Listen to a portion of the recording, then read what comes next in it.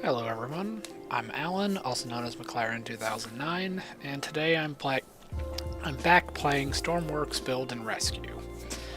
I'm picking up where I left off yesterday, where I actually think I made enough progress on this that I might actually be able to finish it in this stream if I try hard enough. Now, I don't guarantee that's what's going to happen, but we're going to try.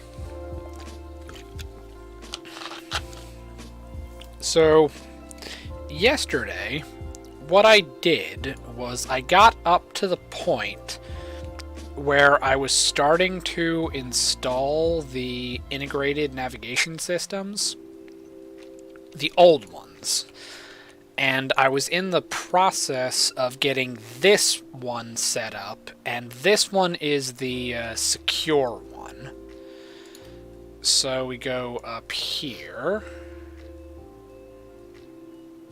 We're gonna go right there.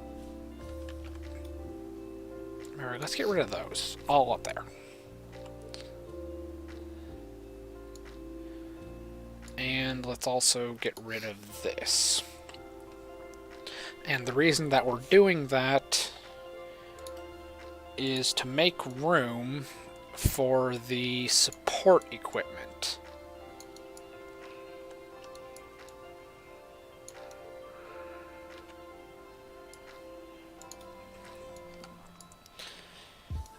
And what I mean by support equipment, this is my old integrated navigation system. And because of these two these two microcontrollers here, this is the upgraded version, which is now secure by using these things, which are my secure data transceiver. And the reason there's two of them is because there is an IFF transponder and a TACAN system built into this thing. And then the secure data transceiver takes 6-digit number data on 10 composite channels for a given radio frequency, uses a very rough, simple substitution cipher, and turns a 6-digit number into another 6-digit number. And then, on the receiving end of the spectrum, it takes another system equipped with this same encryption system will receive that substituted 6-digit number, and it has the exact opposite of the I guess it's technically a matrix, but it's more of like a table, But bottom line, it has the other side of it so that it can decode the message, and then it translates it back into the original number that was received by the system. So if you know what an Enigma machine does, it does that, except this barely has a quarter of the functionality that an Enigma machine has. Basically, what I mean by that is that an Enigma machine can replace all characters, be it letters, numbers, and I want to say some symbols, but it uses a similar system where there's a 3-digit alphanumeric code that determines what key you use to translate messages. And there's a whole thing on how you use one. Mine doesn't do all of that. Mine is much more simple. Now, you could raise the question of, well, why in God's name would you put that in Stormworks? And truthfully, I don't have a reason. I just did it to do it. Sorry.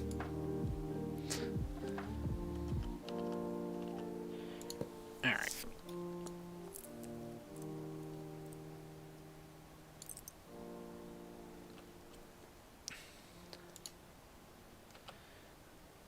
Okay.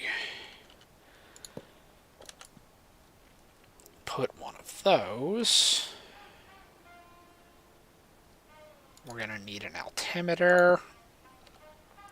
And if I'm not mistaken, we're going to need a clock.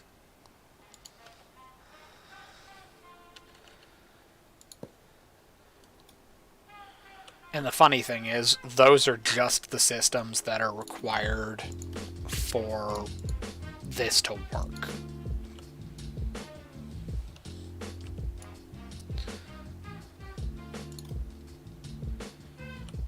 Oh. I don't think it needs anything else, but I could be wrong.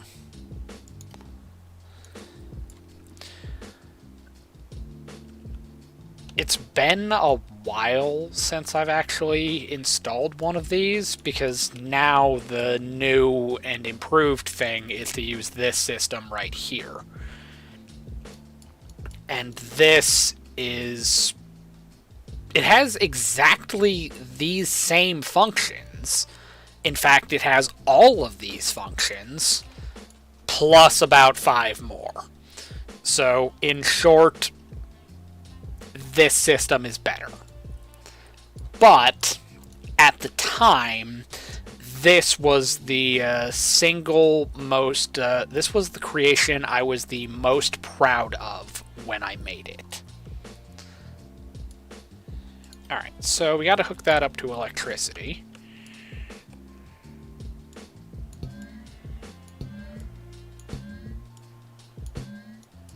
And let's go right there. And right there. Okay, so basically we're gonna do that again over here. Oh, it's literally right outside the... okay. Well, that makes it easier. Alright. So we go right here, right there, and right there.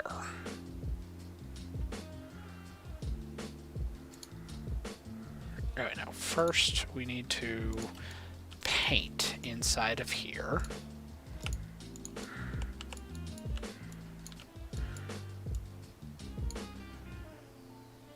Alright, now we go right here. Put that.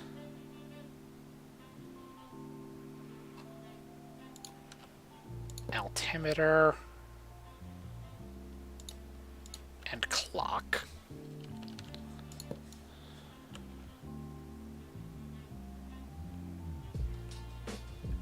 It actually does make me wonder. Yeah, the clock's right there. Okay. Had a brief moment of pause where I was wondering if I had remembered to put the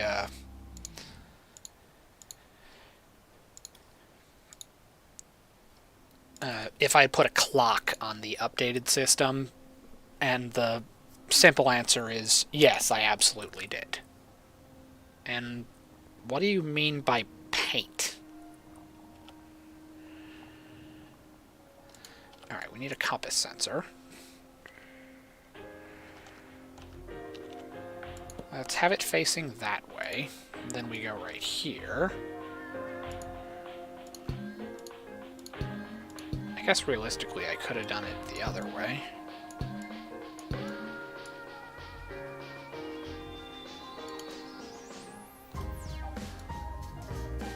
Alright, good to go.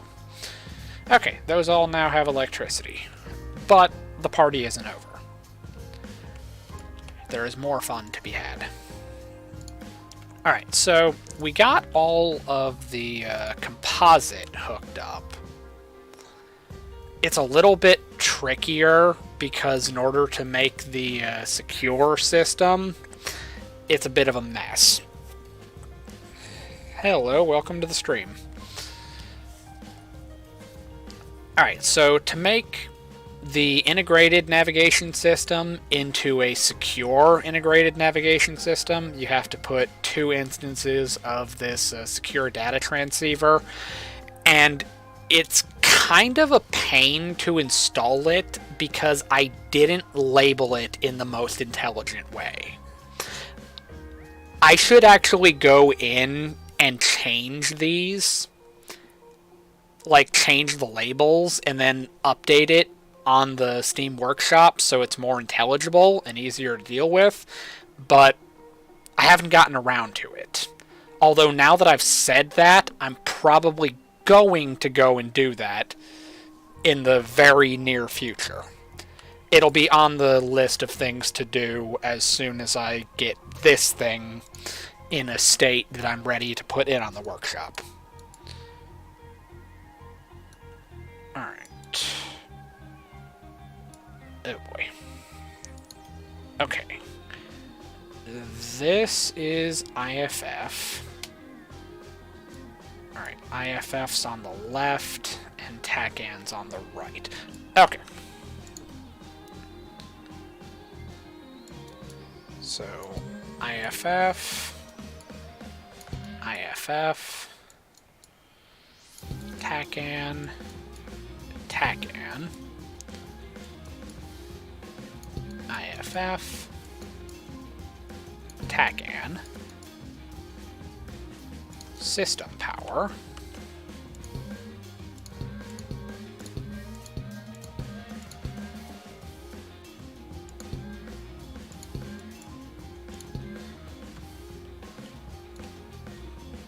okay. Oh, that's a light. That's not important. IFF ID, X, Y, altitude, clock, and compass. Alright, now for this specific part, it's less important in this because this structure is just a functional example of all of my avionics systems.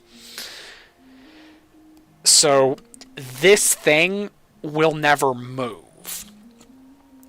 But when installing the compass sensor for any of my systems specifically, when putting this on any vehicle, you have to make sure that the compass sensor is flat, facing up, and with the arrow pointing towards the front of the vehicle. That is absolutely critical. And the reason for that is because on the map display, there is a line that shows the current facing of the vehicle, and it uses this to determine which way you're facing.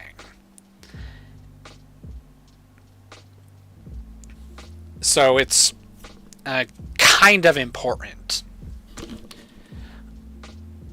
Although, now that I just explained that, it just brought to my attention something I could have easily put into this.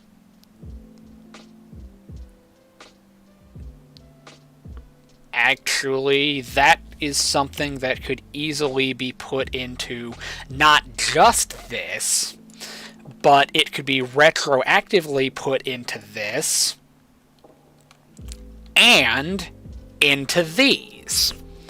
Alright, now we're going to go on an adventure with this one, so bear with me. Alright, this is an IFF transponder. IFF stands for Identify Friend or Foe. Easy day, right? Alright, so the way my system works, I have 3 modes.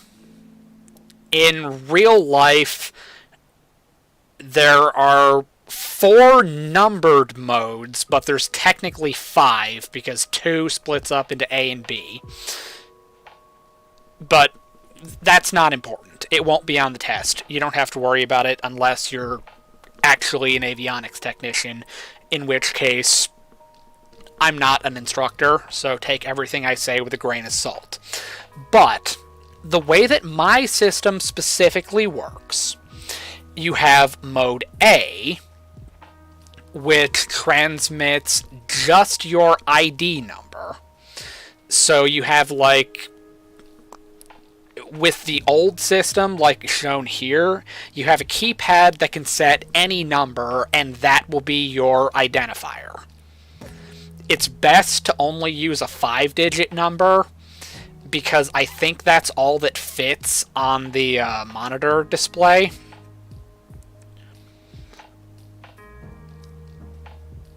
Oh, wait, no.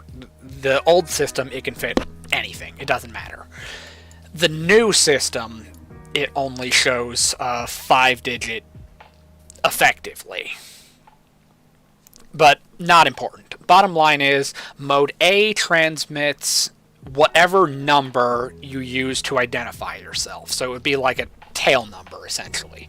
Mode B transmits your GPS coordinates. So it takes the X and Y grid coordinates from your GPS sensor, and it transmits those. Mode C transmits your altitude. So it takes whatever number is coming from your altimeter and transmits that.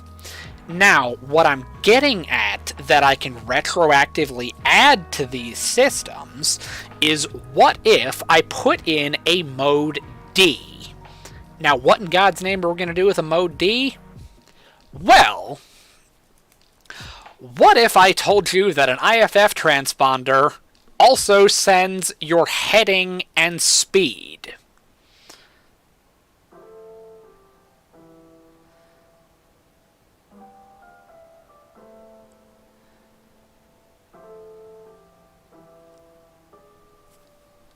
Now, we have something interesting to add to this equation. We can hypothetically put in a mode D that is going to show which way you're facing and how fast you're moving. But that will be a project for another day, because that's going to be another fun thing to work on, where I'm going to have to redesign my IFF system once again. So this right here is my secure integrated navigation system. Well, now I have an idea for how I can make an improved version.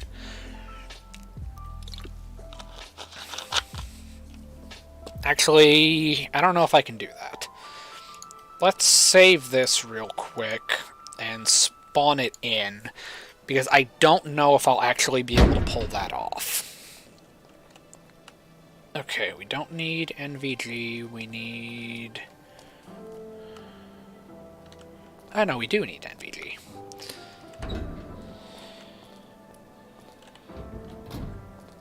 Yeah. Okay. So we go over here. Home button, no clip into ComSec. Yeah, it's easy to break my security system. Just phase through the wall. No biggie. Alright, so turn on this. And this is the main GPS screen for the Secure Integrated Navigation System. And this right here is why I say it can only really support 5-digit numbers. Because it was such a pain to make this look right. But that's a thing for another day. So you see right here, this is the IFF screen. So you have ID up and down, key up and down, but then you have A, B, and C. There's not a room for a D unless I change this to make it so that pressing any of these buttons turns on the transmitter. But I don't know if that's a good idea. So I might not be able to add it to this system.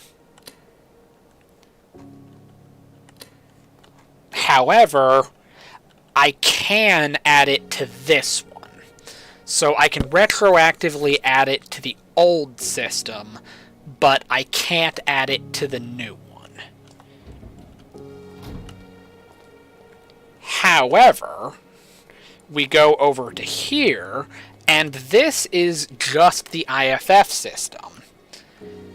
This is the vehicle side, and this is the station, or the ATC side. So this absolutely can be modified to include a mode D for heading and speed, and that would actually be a really cool idea. So I think I probably will do that. And then this... Oh, nope, that's a terrible idea. Oh, okay. No, I don't think I'll be able to do it. I would have to switch this to a 2x3 monitor and then add another column in. Actually, I'd have to add like 2 columns in, and it's just... It's more trouble than it's worth. So we're just not gonna focus on that. Okay, we don't have that installed yet, so I can't test it.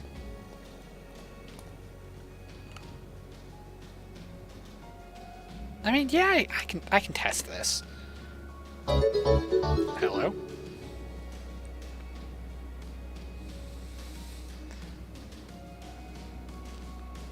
Hi, welcome to the stream. Thank you for following.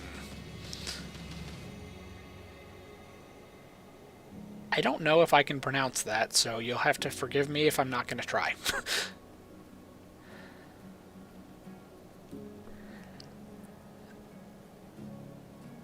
Okay. Oh, I know what the problem is. He Kate. He cat E. Fair enough.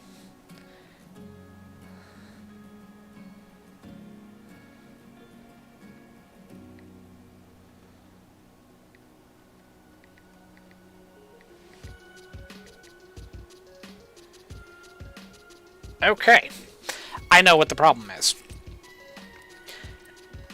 Basically, I forgot to include the, I forgot to hook up the video. Okay, what the hell's going on here? Yeah, okay. See, this right here goes there.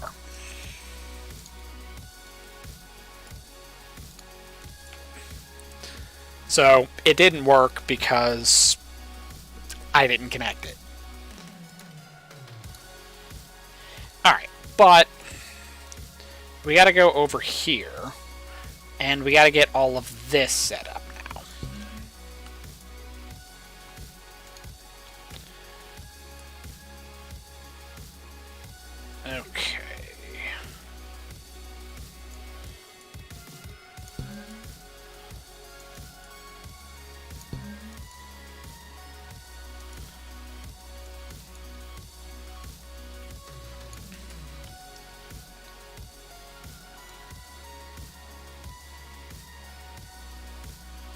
No, this is IFF. And this is TACAN.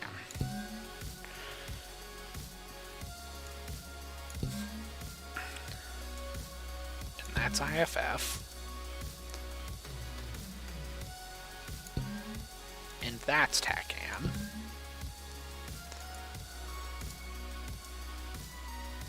And that's touchscreen. Map and control. IFF mode select. And these don't have inputs, so make them go forward. Alright, now that should be all of the composite. I just connected video. They all have electricity. So now we need data. That's IFF ID, Y, X, altitude, compass, and clock. Okay, that's IFF. Oh boy, no. That's TACAN, IFF TX, IFF RX, TACAN TX, TACAN RX,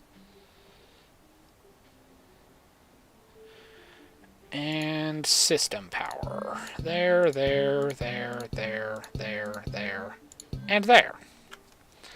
Okay, and just like that, in theory, everything is set up. So, now we spawn in. Give it a second, because even though this is a very complex structure, it takes of it. Alright, so it should be... Let's do...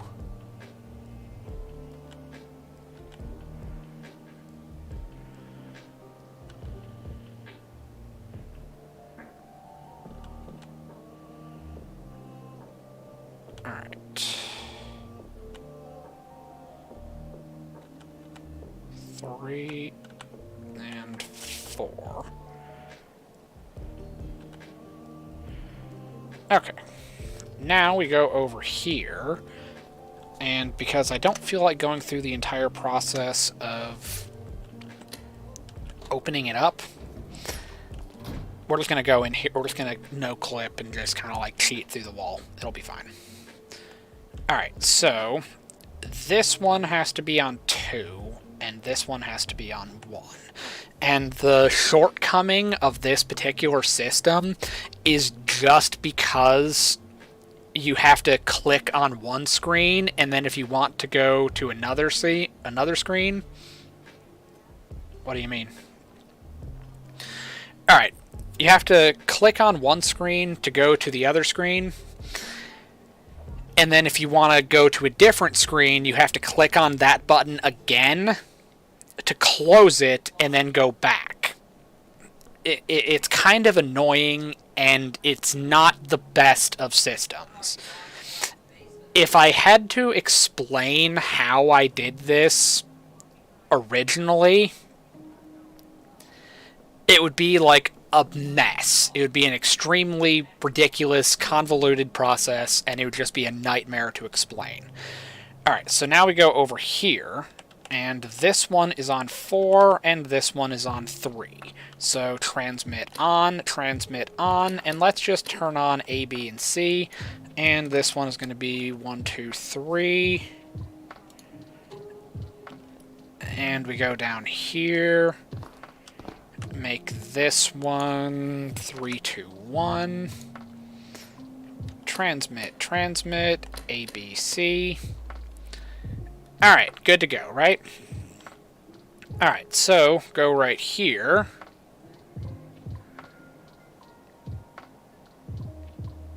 Is that this vehicle? Oh, okay. Okay, I forgot how this system works. It's been so long since I've used it. Okay, so IFF2 is just this vehicle. IFF1 shows you the tracked vehicle. Okay, I'm picking up my own system now. Alright, so as you can see, bearing 045, we look to 045, and wouldn't you know it, it's right there. Good to go. Working exactly as intended. Altitude of 16, and an ID of 123. So, it says we're at 16, that says we're at 16, and just so we can verify, we go back over here, and... Alright, well this is testing the other side of it, so this is the TACAN system. So, as you can see, target bearing 225, look to bearing 225 with the compass, boom, it's right there. Bearing 225. TACAN works as expected. But the thing that I want to do is I want to go over here to IFF2, and you'll notice that it says we're at altitude 16.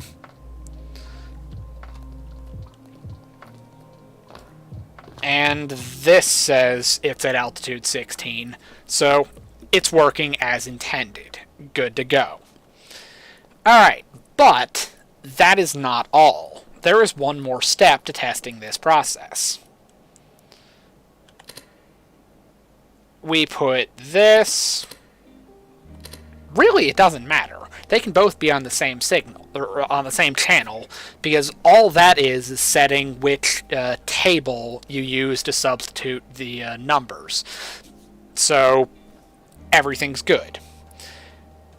Alright, so we are currently on IFF2. So this is showing the information for this specific vehicle. Alright, cool. So, our ID is 123. We're at an altitude of 16. We're transmitting on 2, receiving on 1.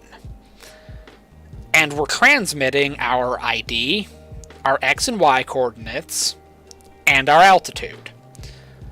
But those numbers are now encrypted. So, run over here, and you may notice a problem.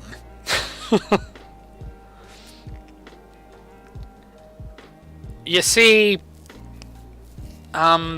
it's currently saying the ID number is 975. Well, that's not our tail number. And they're 101 kilometers away. That's a pretty impressive distance. And their current bearing is 237. So, according to this, they're in that direction, not in that direction. So, you'll notice that this system does not have the transceiver attached to it. So, this is getting completely worthless information. It doesn't have the slightest clue where you are. So, bottom line is, it works as intended, as I designed it. So, everything on that end is good to go. Now, I could have also went and double-checked the TACAN system, but we already know it's communicating with we already know they're communicating with each other, so they're on the right frequencies. So, we already know it's working. Alright. So, the next question is, what do we add next? Well, there's a lot of stuff we can add.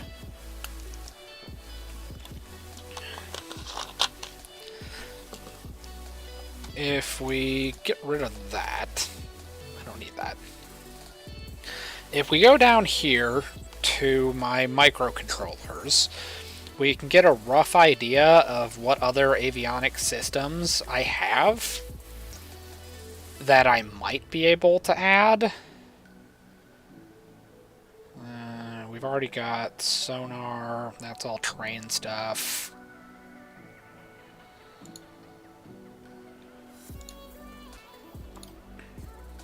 Yeah, it's like that's all train stuff, so it's not really important. But it means that we pretty much have all of like the functional systems in it, and all those are fine. So since we have all the functional stuff, the next thing is to start adding the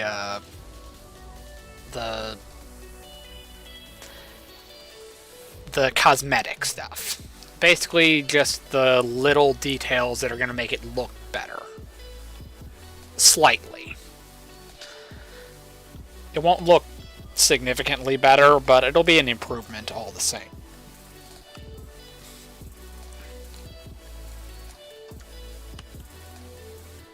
So, we have radios right here, but we need more stuff. We just need to populate it with more things. So we have radios, we have secure things,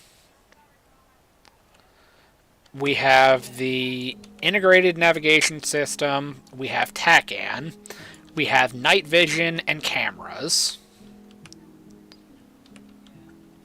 we have the updated IFF, the old IFF, and then we go up here. We don't have anything in here, and the only thing we've got in here so far is just the locking mechanism for the secure facility. We don't have anything in here. We have radar right here, and we have sonar right here, but the problem with this is the sonar doesn't do anything. Like, we can't test it because it's not in the water. So, that's a bit of a problem. Alright, so I need something to shove in here, and I need something to shove in here. And then I also want to put some other, like, trivial things. Like, up here we have maps, or we have a map display, basically a GPS, and we have a weather station. But that's all the stuff that I've put in here to this point. Then over here we have the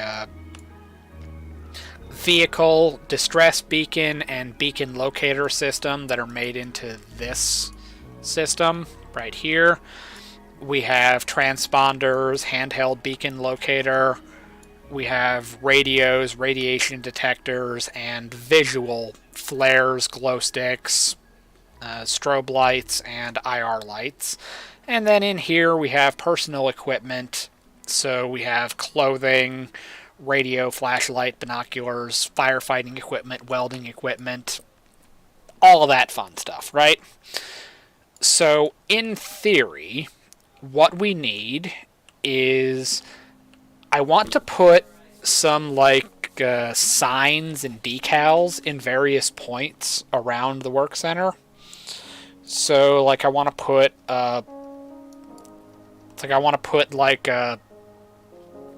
what's the word? Basically just like signs, flags, decals, stuff like that around in like this area. And then I need to add some personal equipment in this area. Or I need to add like the medical equipment in this area. And since it's what I've been doing everywhere else, I want to change this color.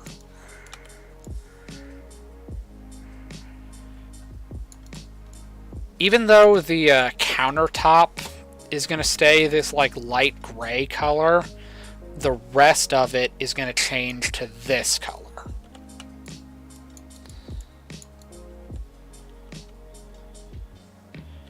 And actually, if we go and look at... That's a bad example, but it works. We look at that right there, and we can delete that.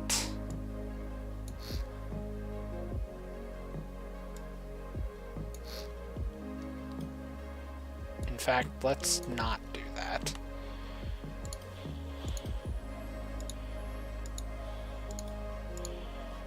Alright, so we go right here, and we go right here.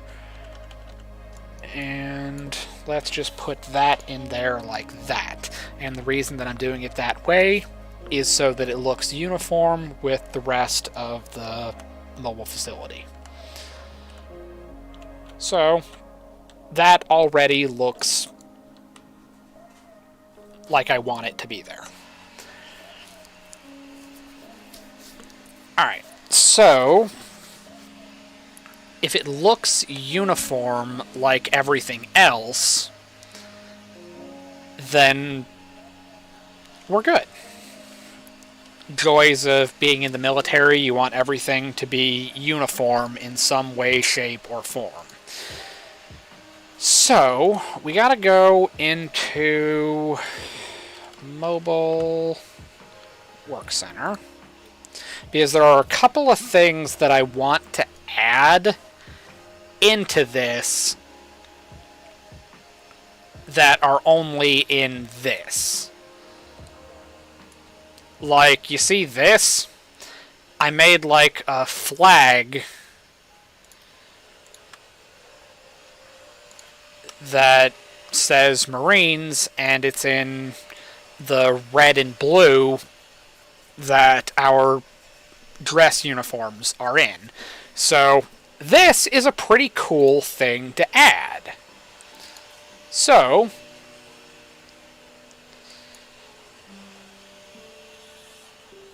let's go back into Improved Avionics Work Center. And wouldn't you know it, it's pretty much in the exact same place. So we literally don't need to do anything. Just paste it, clear it, merge it, boom. We now have a flag. Because I was in the Marine Corps, so naturally I would have some attachment to putting this in my work center. And obviously NCOIC in general, even staff NCOIC, that's a Marine and Army thing.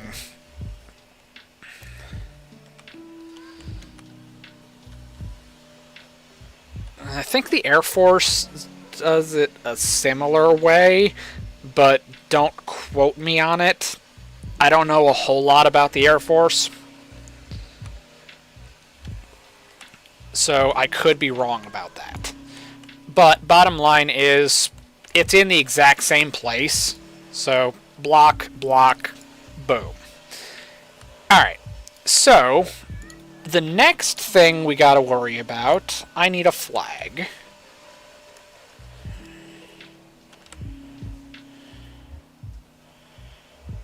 Alright, it has to be left? Question mark? Yeah, left. Okay, good to go.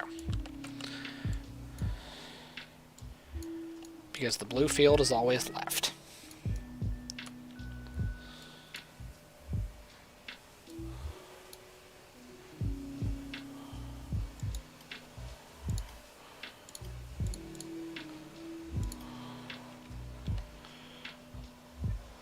Alright, and we go right here. Replace, replace, replace, replace.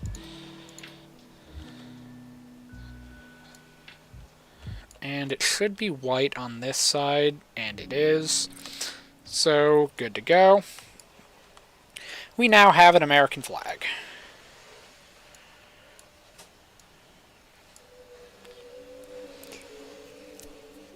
Hello, welcome to the stream. I'm currently working on an updated version of my mobile maintenance facility. And what I mean by updated version...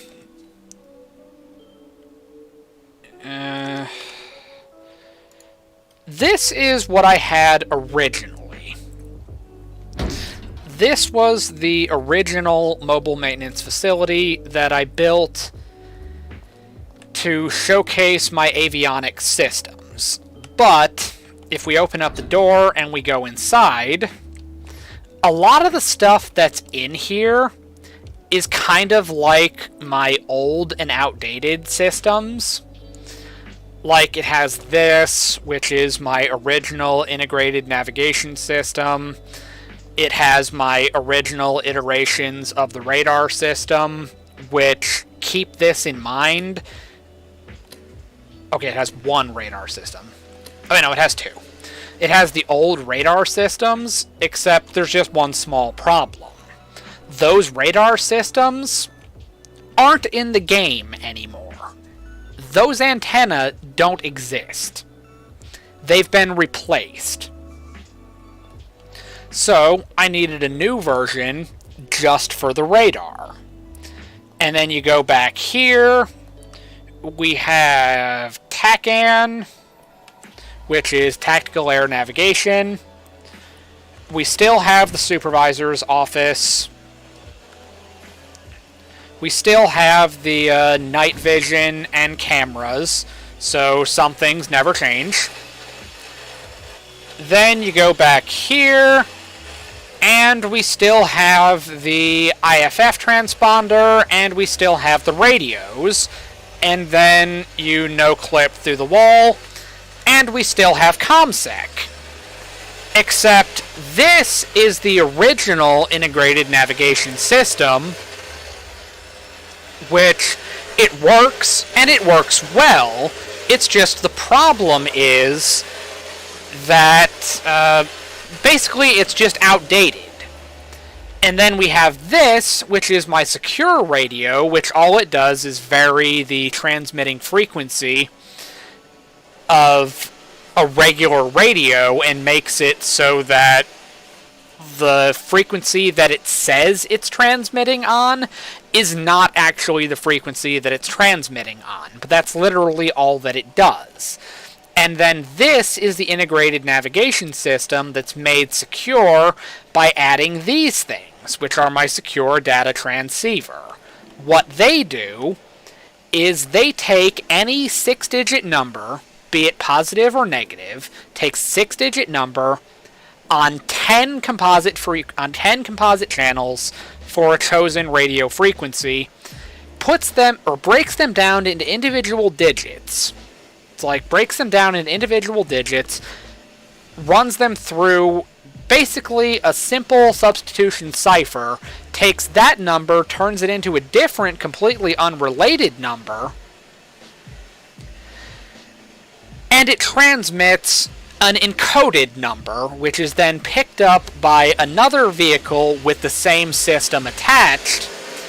It then breaks that number down into individual digits, puts it into the exact opposite table for a substitution cipher, and translates it back to the original number. So basically, this is the first system I ever made that is 100% secure. There is nothing you can do to it. It will always be secure unless you have a way to break it, or unless you have the code to translate it. Otherwise, your numbers are completely safe. Now, this is significantly smaller, and it has all of my, older and more outdated systems. So that brings us back to this thing right here, and this is the new and improved version of it.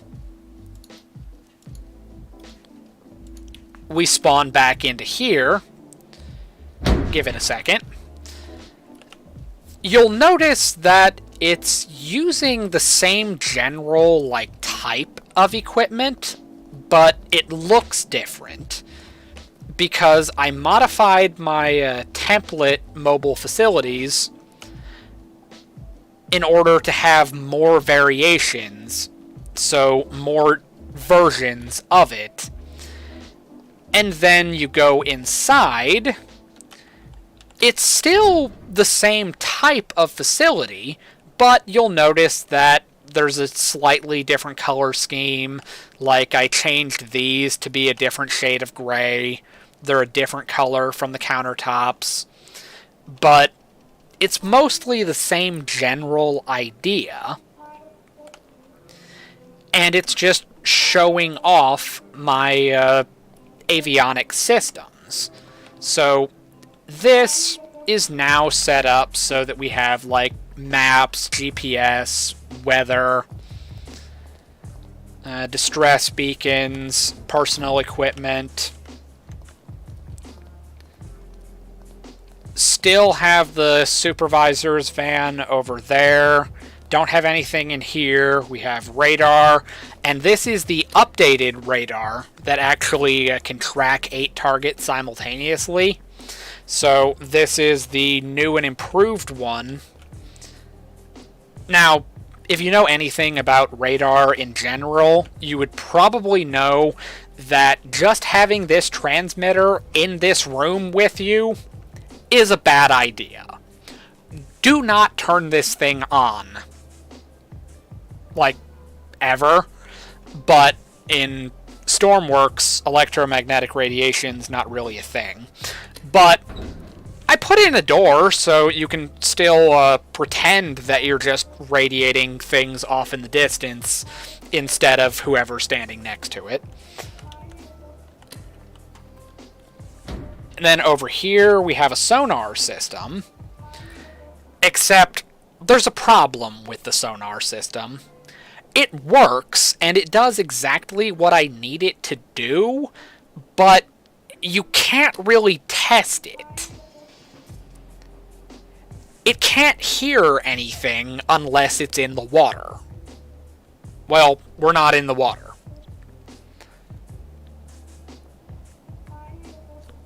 So I have it here, and you can see it and how it's set up, but you can't use it. Like, this is essentially worthless. So why I put it in here, I don't know. I don't really have an explanation. Nothing's in here. Nothing's in here. Just put in those. You go back here. We have the same cameras and night vision. This is the only room that actually has the RGB lights instead of just the regular yellow lights that every other room has. And the reason for that is if you work on night vision goggles in real life, all they do is amplify ambient light. They don't allow you to see in zero light. They can only amplify low light conditions, and they do this by basically electrifying something called an intensifier. It's a very sensitive, sensor that more or less takes a picture of something that's dark, and then it just amplifies the light of that picture, and it gets shown back to the person that's wearing it. That's why you can't see anything when the goggles are off. It's just a black screen, because that's pretty much all it is. It's just a screen. It's showing you a picture of the outside world with the light amplified. So, when you open them up to make sure that they're working, you have to have the room very, very dark. And the only way we can still see when the lights are off, because there are a lot of small tools and things that you need to use to work on goggles, the only way that we can still see with the lights off is if we have lights on, and the only thing that's not going to burn the intensifiers are red lights. So, red lights to work on night vision. And then, because in the game, the way that it works is you have the night vision goggles, and they allow you to see in the dark. But those aren't the only ways you can see in the dark in the game. You can also turn on an infrared camera. We have a gimbal camera, and we have another camera. And we can turn these also into night vision. So, in theory, these all have an image intensifier inside of them. So, what this kind of simulates is that this whole thing... You probably already thought of this, but could you make a unit thing that can be in the water and talk to the sonar? I don't know.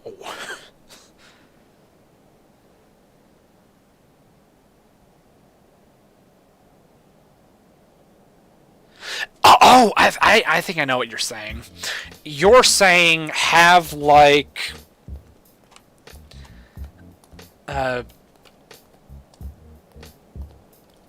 this is the sonar station. If I'm understanding what you're asking about correctly, you're suggesting I put this on, like, a radio-controlled buoy out in the water. Give it a battery, give it a transmitting antenna, and it will send number data back to this station so you can still test the sonar system, but you test it out in the water. Is that what you're getting at?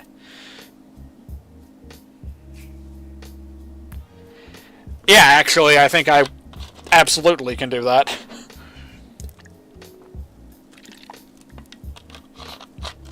In fact, since apparently the few people that know anything about my creations on the Steam Workshop for Stormworks, of the people that know that I exist in the first place, the thing that I am known most for is making what I call just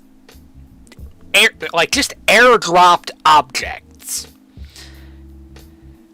And why I bring that up specifically is because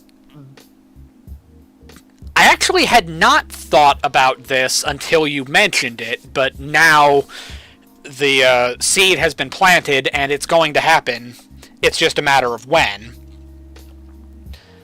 Alright, let's save this again because I'm apparently OCD like that.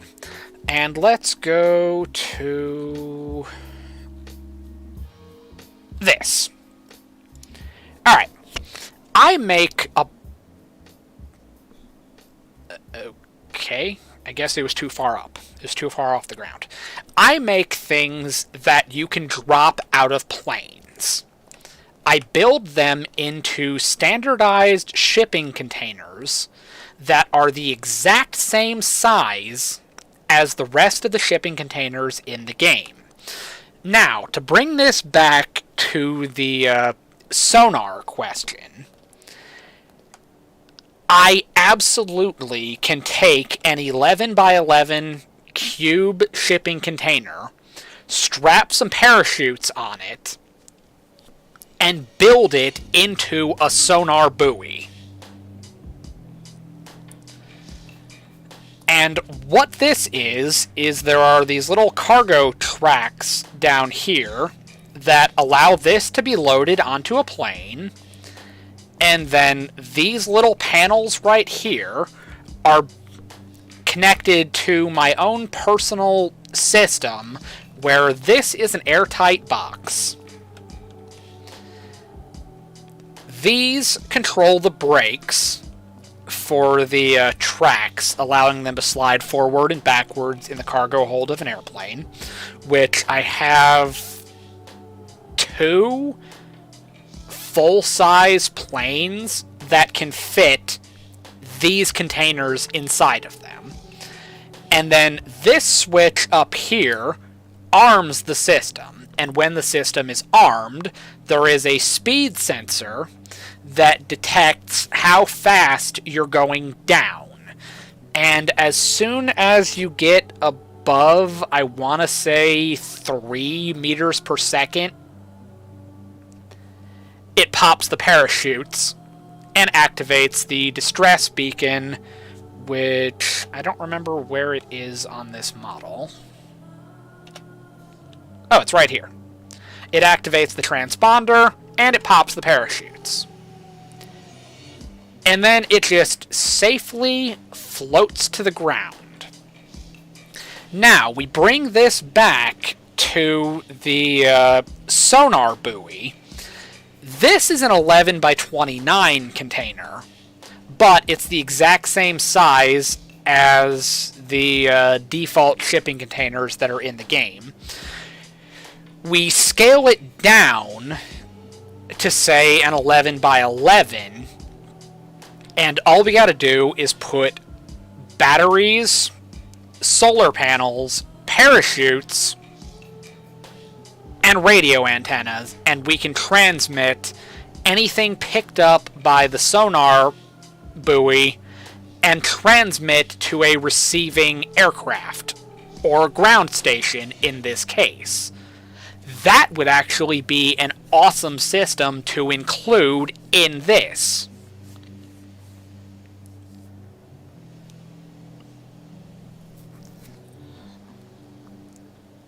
But what this thing specifically is, this is what I called my airdrop command center. Basically, it has a lot of my avionics systems built into it. And you can just drop this somewhere near an emergency, and you can operate, or you can coordinate your rescue efforts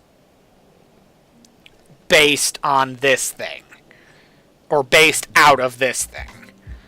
Although, as you can see, the only thing that's updated is the radar, and it actually hasn't been updated recently. So this might actually be outdated now. Alright, so that'll be another thing to add to the list.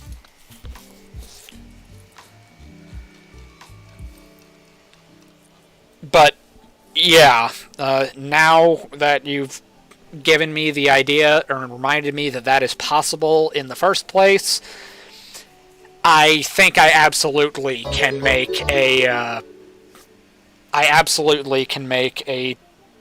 transmitting sonar system,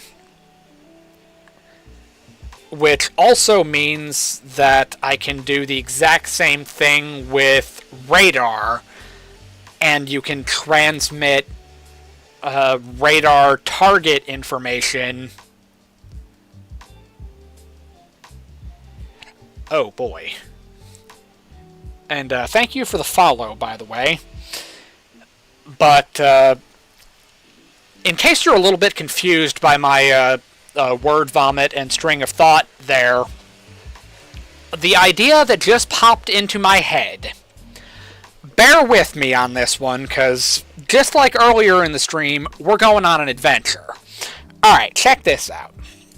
Actually, let's just spawn it in. I can talk about this as we're rolling. Alright. So, alright. We got a radar antenna, right? In this case, our radar antenna is right here. Our sonar antenna is right here. These things work by communicating with whatever vehicle they're mounted on. Easy day, right? Well, what if we take any information gathered by the radar antenna or the sonar antenna and we transmit it to another location? And then, but wait, there's more. Not only can we transmit target information from one vehicle to another vehicle, this has 8 targets, this has 16 targets. Anytime we're transmitting number data, guess what? I have a system that you can replace that number data. So, say the radar system, my very simplified system, what it does is it spins around, and when it detects something, it tells you how far away that thing is and what altitude it's at relative to the antenna. Easy enough, right? So, and once again, you're going to have to work with me on this one. What if, instead of drawing a dot on the screen, you assign it a magnetic bearing from the antenna, assign it a distance from the antenna, and then assign it an altitude relative to the antenna, and then you don't even have to draw the picture. Well, we'll draw the picture, but we're going to come back to that. Alright. So, transmit the numbers, or collect the numbers. So, bearing, distance, and altitude.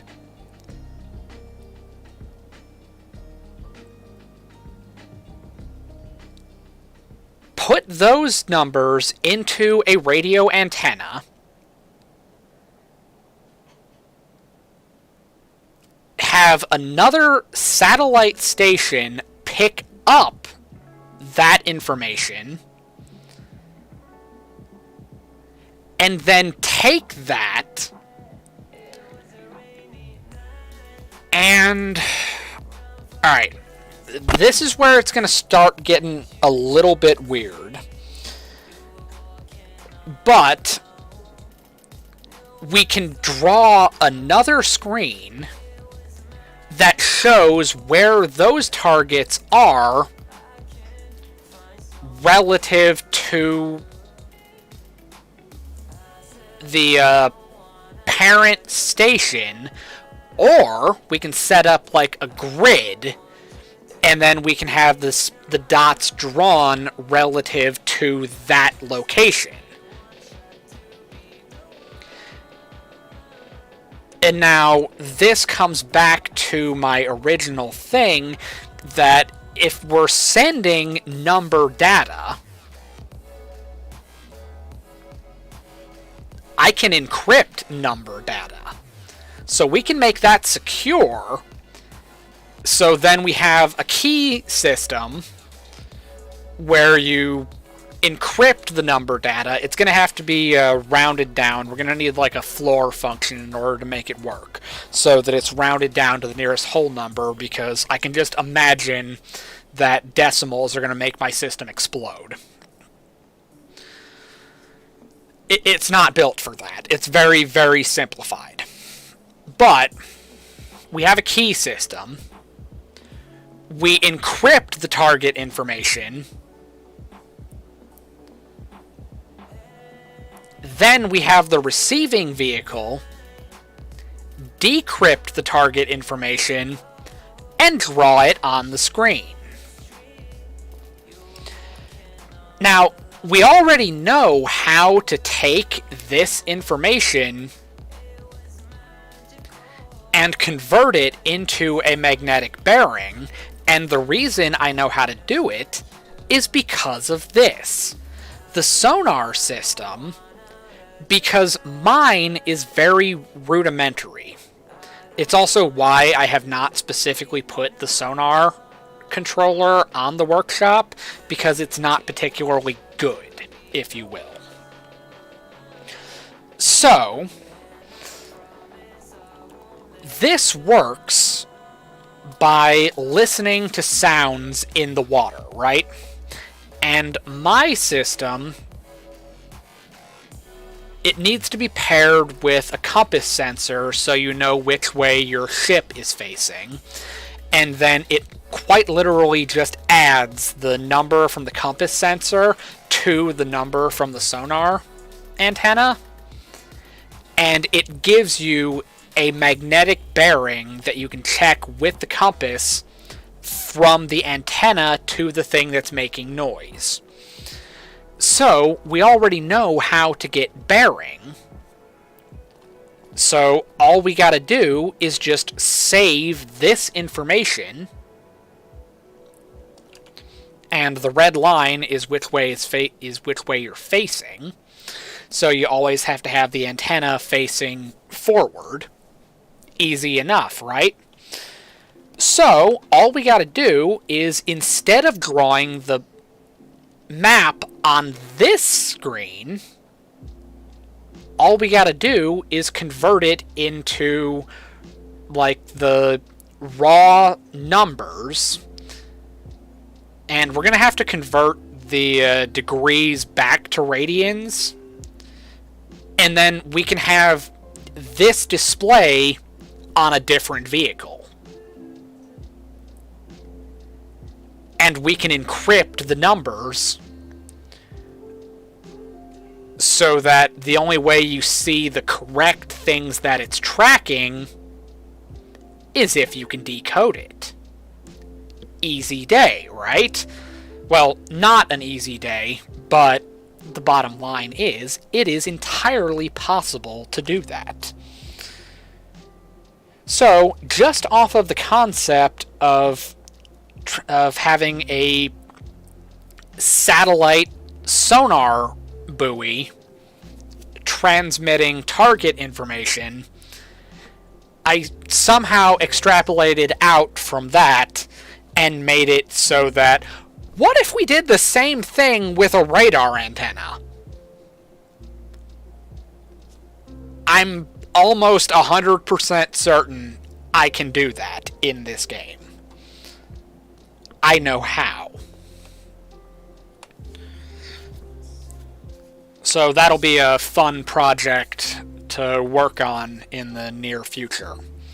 Like my first stream of Stormworks, I built my secure video transmitter and receiver, which those are these things right here. This is the receiver, this is the transmitter. Yeah.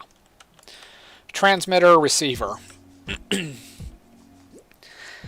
And basically what it does is it transmits static on one channel and a video on the other channel.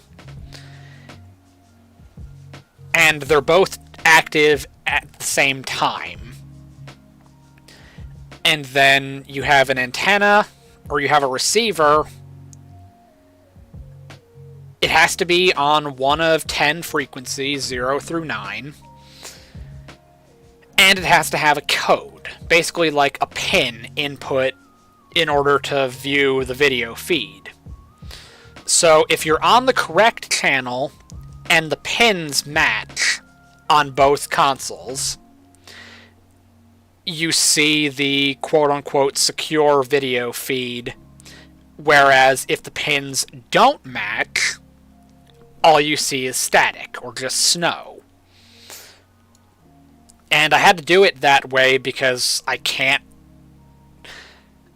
Well, in theory, I know it's possible, but in the game, not so much. I don't know of any way in the game to encrypt video or audio signals. So these two systems are not particularly secure. It's literally just as simple as transmitting on a different frequency than the one that's shown. And this system is secure because it has a useless signal and a good signal being shown on the same monitor, and it just flips a switch if the pin is correct. But that's as close as I've been able to get to make secure audio and secure video. They don't work particularly well, but they do the job that I made them to do. Which, that in and of itself, is pretty cool.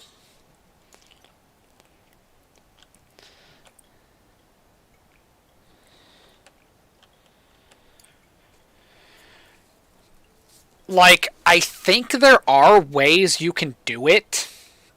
Now, bear in mind, I am not in any way, shape, or form an expert on cryptography. I had to give myself a crash course in cryptography when I was watching the movie U-571, and I got curious, like, what does an Enigma machine actually do? So I looked it up, and that was when I made the secure data transceiver, which is up here. And that's when I learned how to make a substitution cipher. This, it doesn't use a substitution cipher, it just uses an equation, I think, to change what the real frequency is from the one selected with the keypad. This actually changes the number altogether, which it actually would have been much, much easier to just use an equation. But substitution cipher seemed like the way to go.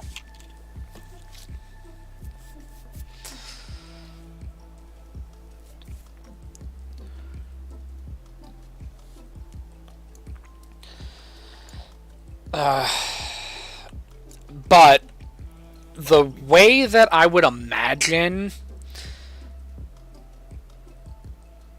Well, I mean, actually, I do know how to do it, but it's not possible in the game. See, the way that you encrypt video, the best that I can figure is you break it down into... You break the image down into pixels. And each pixel is a color. And a color is like a... I want to say like a hexadecimal alphanumeric code, right? So all you gotta do is take that code, change it to a different code, and you make one color into a different color. And then the trick is, whatever algorithm you use to change the alphanumeric code, you have to vary it in, like, regions with that color gradient. So, like, if you have royal blue, blue, and turquoise, you don't change them from shades of blue to shades of green. Instead, you take, like, the blue, make it red, change royal blue to green, change turquoise to yellow, so that basically the pixels, when you change the colors, it also distorts the image, so that you can only translate it with the correct code. And how long have I been playing Stormworks? As of this exact moment, I have just under 1,400 hours. So, not that long. There are people that have been playing it way more than I have.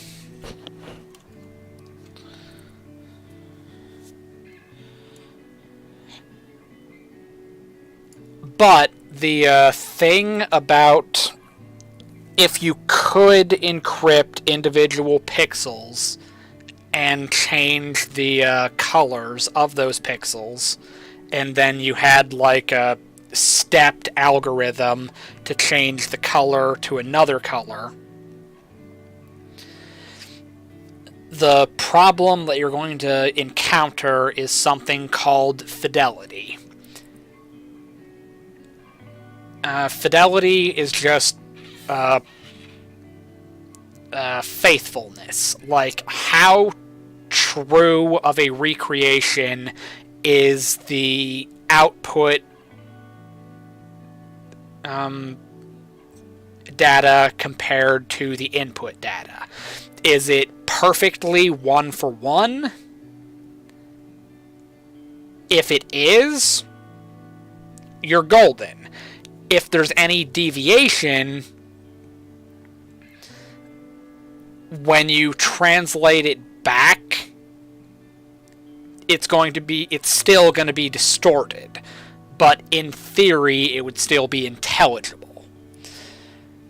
Now, a similar concept can be applied to audio, but instead of changing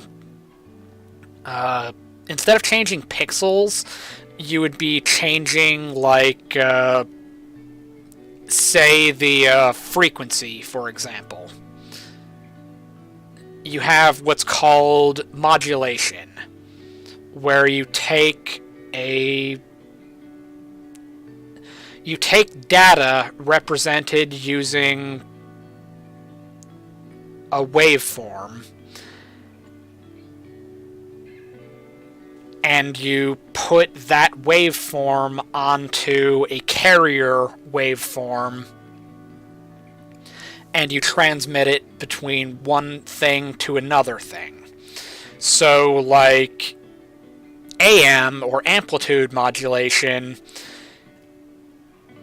the data is transmitted by altering the amplitude, or basically the strength of the wave, and making it, like, stronger and weaker, and then the variations in that amplitude is how you transmit data. Whereas frequency modulation, or FM, makes the frequency wider and shorter, or wider and more narrow, and the variation in the frequency is how you transmit data with FM. So you can use a modulating system kind of like that, and then you would use some other kind of modulating system where you would take, like, say, a specific bandwidth or a specific amplitude, and then you would input another signal to modify and intentionally distort that waveform. And then when it gets to the other side, you have the distorted and secure waveform.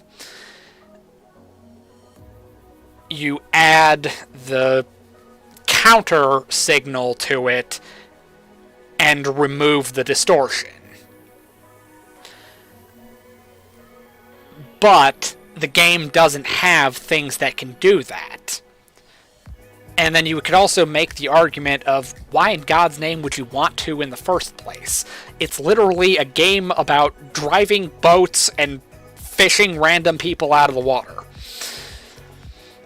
We don't need ComSec in Stormworks, yet I put ComSec in Stormworks because apparently I'm insane.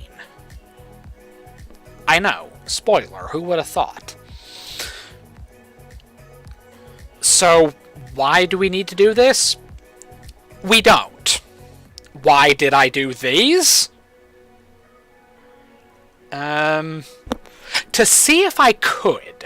Let's go with that.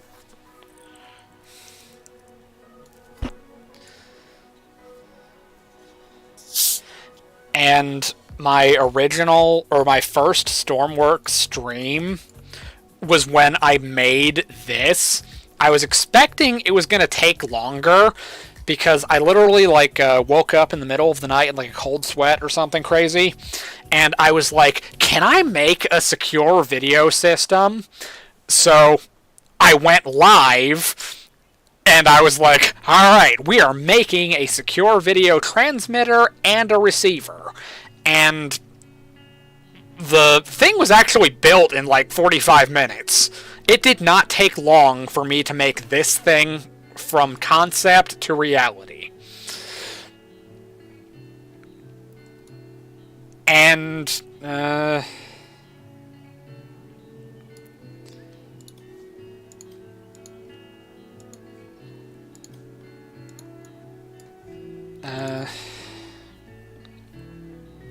yeah, I just got the crazy harebrained idea, like, can I make this a thing? Well, yes, I can make it a thing. Idea was conceived. Idea was completed.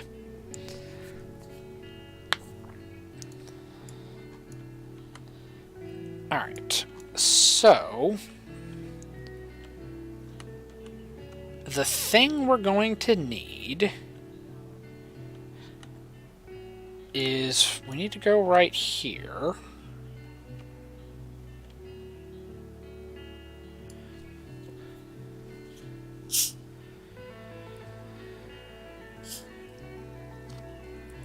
Not insane, but inventive.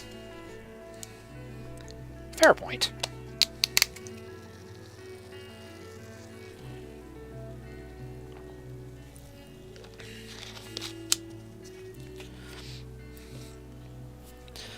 I've put a lot of time into this game, and I've made literally hundreds of things. You look right here, and this is just my workshop creations. A lot of them are on the workshop, but also there are a lot of things that are just kind of like templates that are used to make other things. And those things are not on the workshop. But I don't feel bold enough to call myself one of the master builders of Stormworks, because the stuff that I make doesn't look very pretty. No, don't even worry about it. I derail myself. There's a reason this is part 5 of the video series, and the thing still isn't finished. I get sidetracked and I start telling stories about where these ideas come from and the weird things that I've made over the course of a couple years playing this game. And there's just lots of interesting things.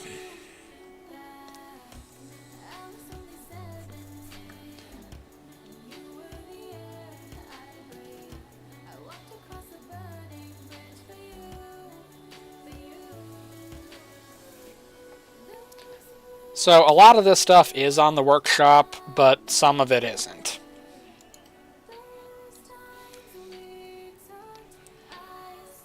Alright, so we have the front of our shop right here.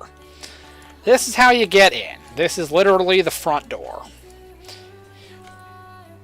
What this thing is, in general, is what we call a mobile maintenance facility.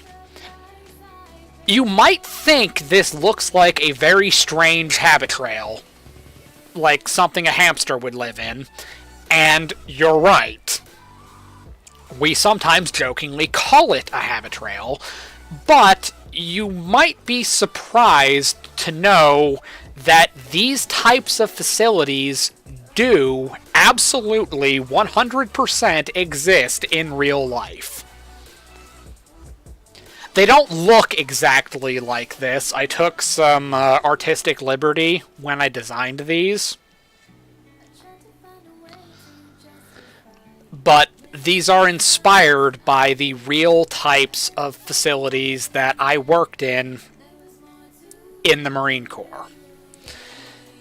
Except mine, there are some significant differences between mine in the game versus the real ones. Like, the real ones, for example, they have these plugs in the corners so that you can connect the work centers together naturally. But they don't really have, like, these cable storage things up here. And then you go inside of them, and I put, like, heaters in the corner, but they have, like, what's called an environmental control unit. Unless you have, like, extremely sensitive electronics, for the most part, they only need one. And it's like this big box that can slide in and out of the walls, and it runs the air conditioning and heating for the shipping container, or the mobile facility. Is the whole thing powered on their own, or by a separate generator? Each one of these has a battery in it, and each one also has solar panels mounted on the roof to help charge the batteries. In real life, the mobile facilities, these plugs aren't just used to connect the facilities to each other. They're also used on the ends specifically. It would be connected to, I honestly want to say, a 480 volt outlet on the ground to provide shore power to the mobile facilities. But when we're forward deployed, we bring generators with us.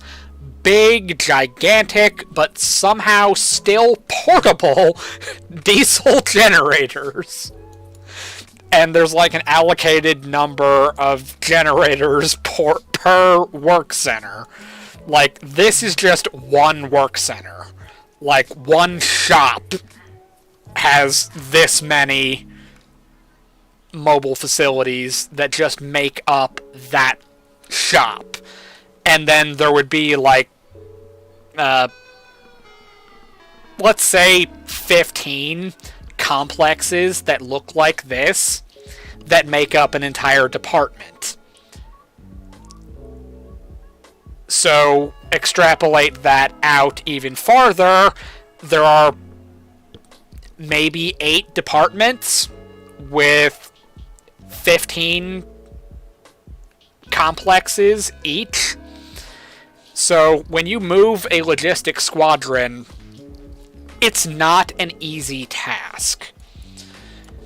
So, my models in the game don't have the pop-out environmental control units.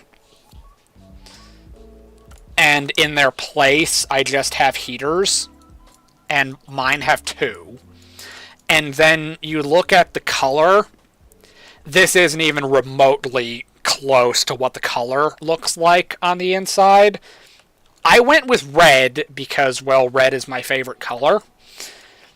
And I went with like a battleship gray for the walls and like a haze gray for the ceiling.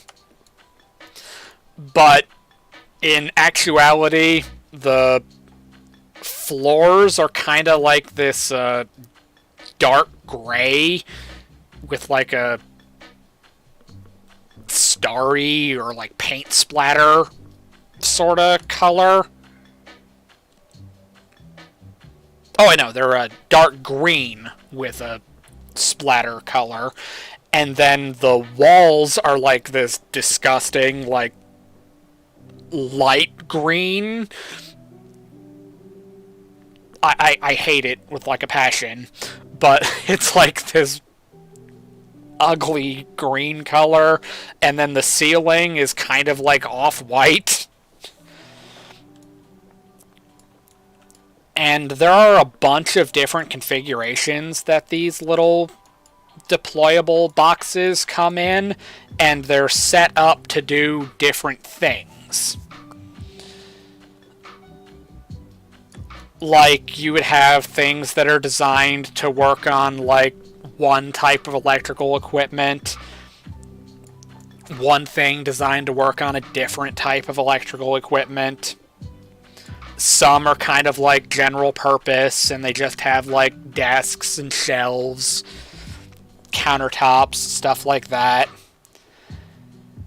Then there are specially made ones like this that are closed and designed to work on sensitive stuff.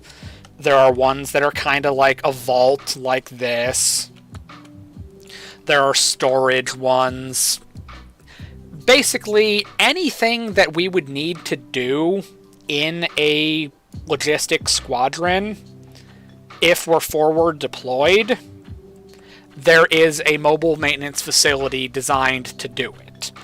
And because of that deployable nature, we only work in these boxes.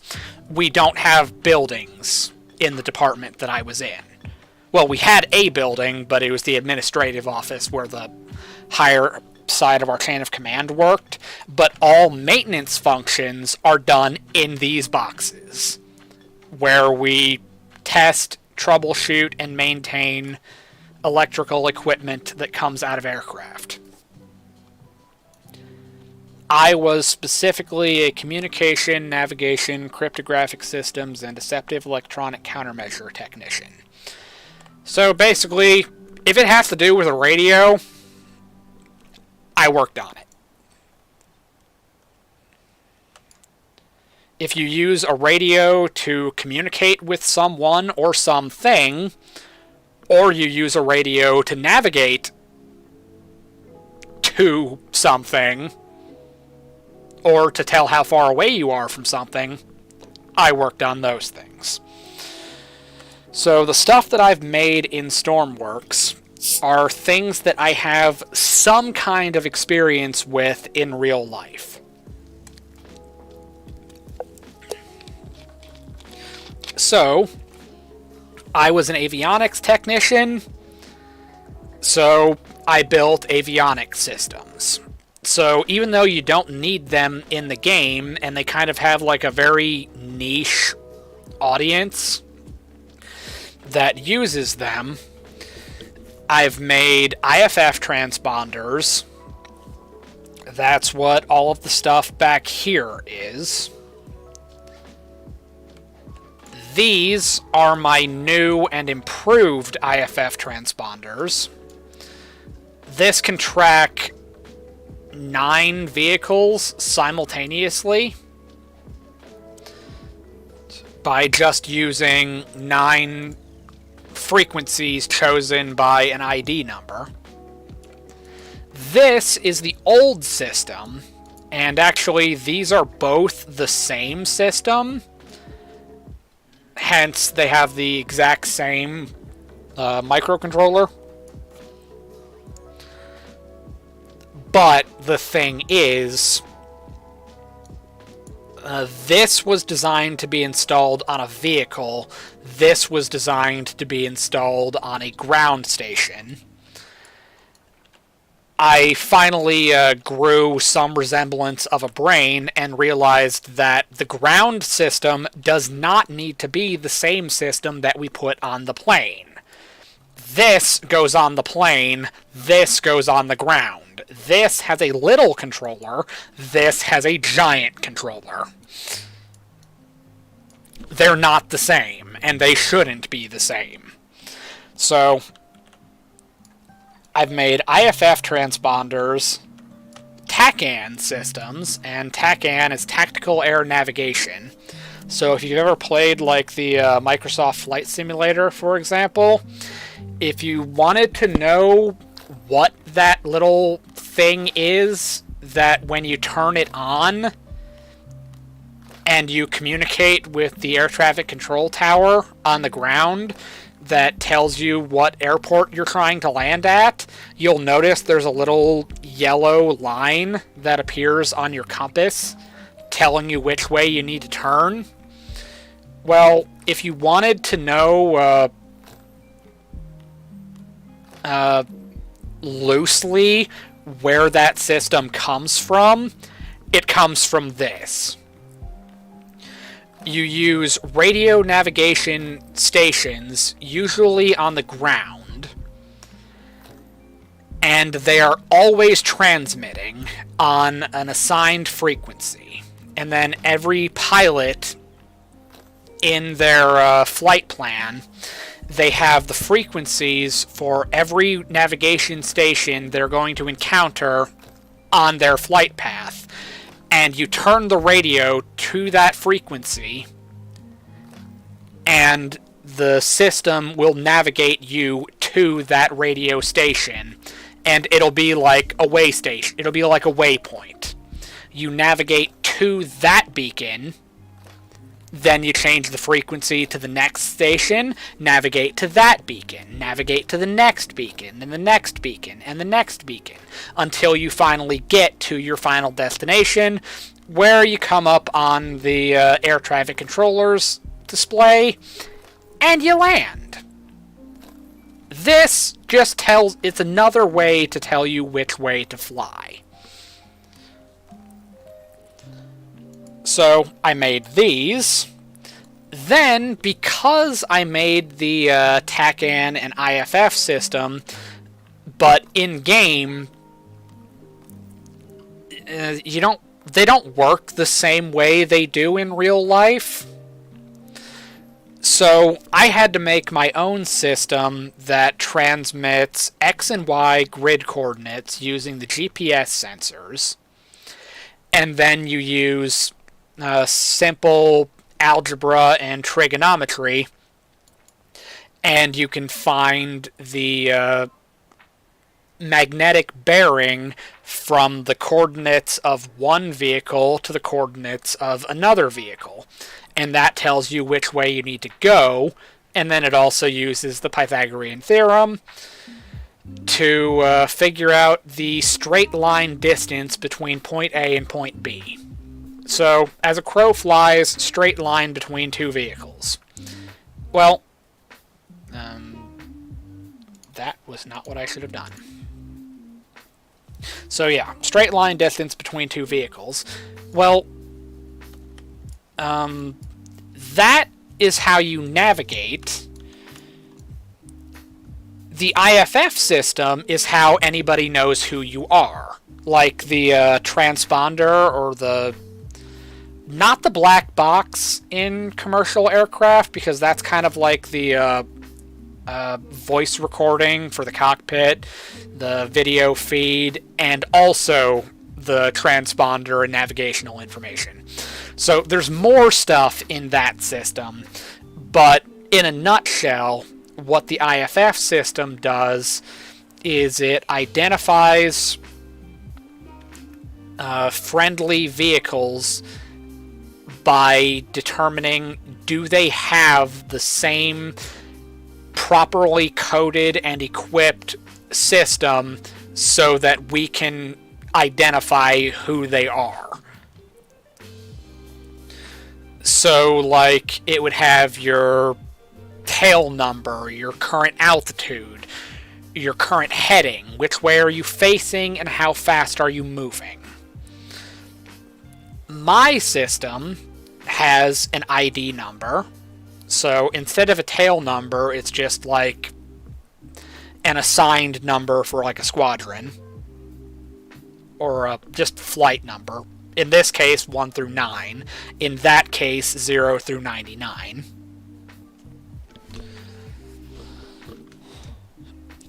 So you have an ID number, your X and Y grid coordinates using the GPS sensor, and your altitude.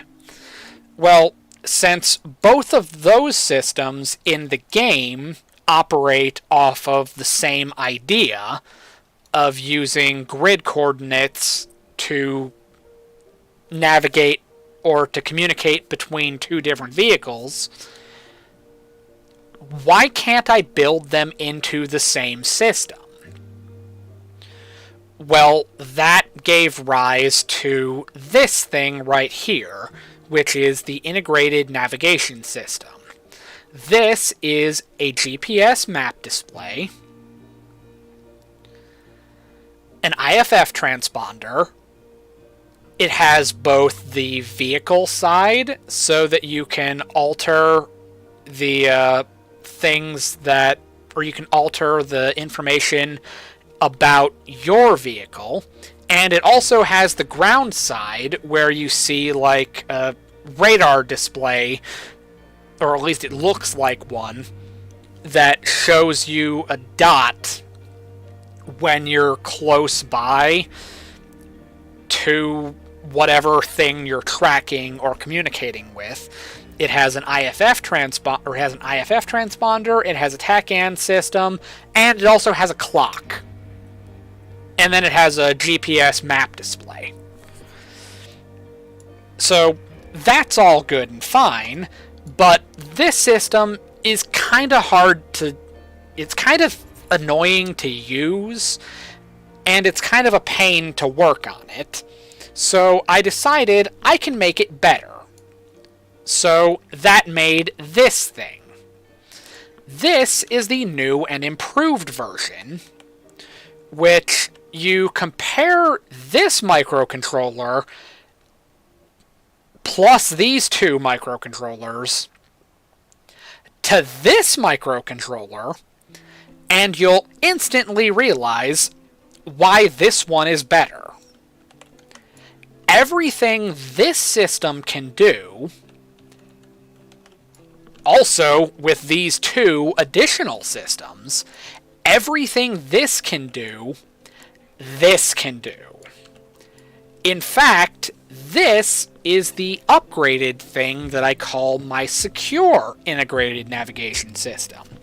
And that's also the reason why this is in here and not out there.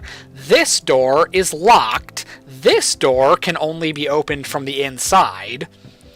This is a secure facility. This has this built in by default. So if that is a map, an IFF transponder, and a TACAN rolled into one with a clock, because why not? Might as well. This is a map display, a GPS that'll give you your grid coordinates and your altitude, a clock, an IFF transponder, a TACAN system, a radar receiver, a distress beacon, a beacon locator, and a clock. So this does those four functions, plus both the IFF and the TACAN system have my secure data transceiver built in. So they are encrypted by default. You still have to turn it on. If you have it on key 0, it's not encrypted, but that's whatever. It's not important. Bottom line is, that has IFF and TACAN that are secured by adding the secure transceiver to both systems. This has an IFF and TACAN system that have the transceiver built in. This has a GPS map display. This has a GPS map display. And more information. This has a clock. This has a clock. That's all that thing can do. This has a distress beacon, an antenna to find a distress beacon. All of the controls are touchscreen.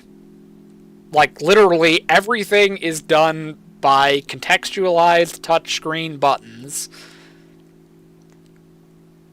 It has different screens that you can flip between. The only tactile switch on, or the only analog switch on this entire system is just the switch to turn on the monitor.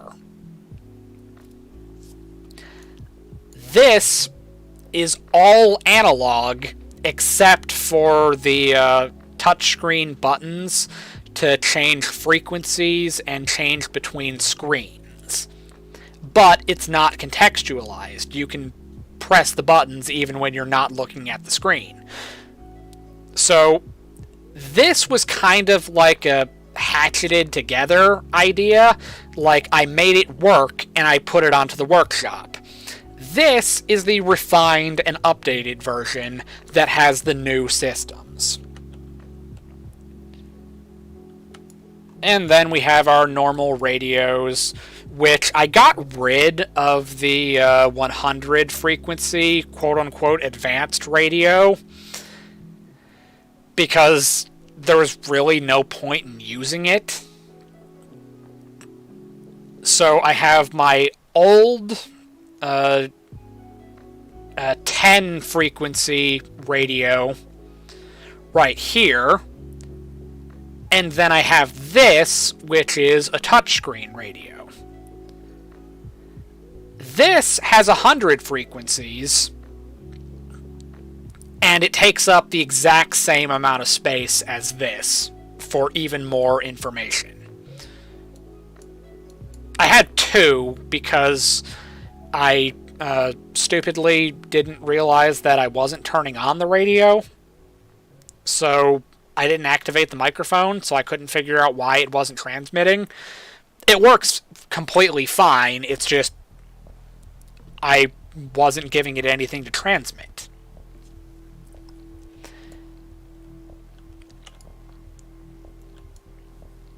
So yeah, I've made a lot of things in this game. Mostly because I have too much time on my hands.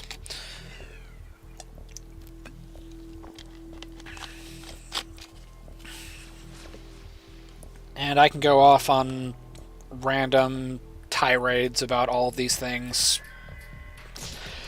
all day long.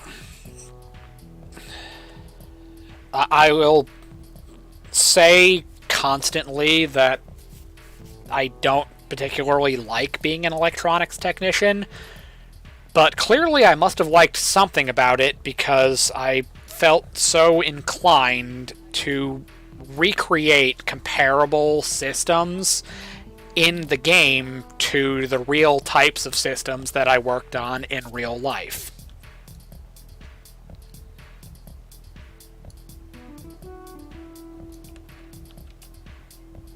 So, what I'm thinking is, I'm going to go right here, and this area is going to be... We're going to put first aid stuff right there. Well, it's not just going to be first aid stuff, but first aid stuff in general.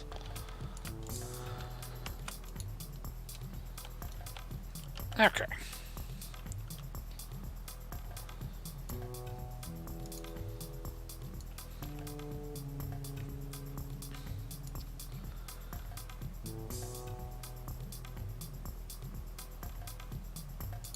Alright, as a matter of fact, let's load in the old work center.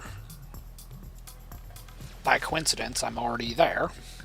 And we go into the Staff NCO van. And we're going to take this right here. And we need to resize and copy.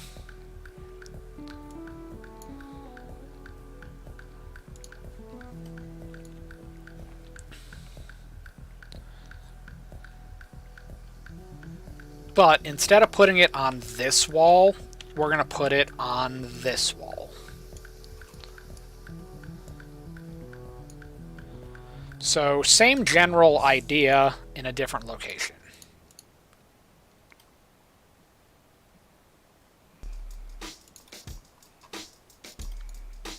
Now, the question is, what color did I make these things? Okay, they're that color.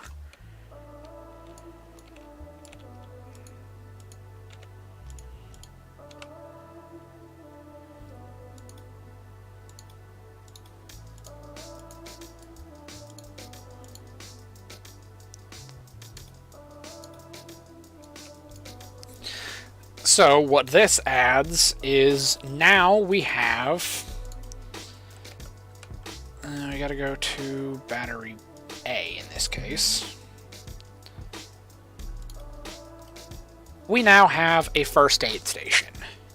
So we have a defibrillator, an oxygen mask, and 2 first aid kits. Easy day.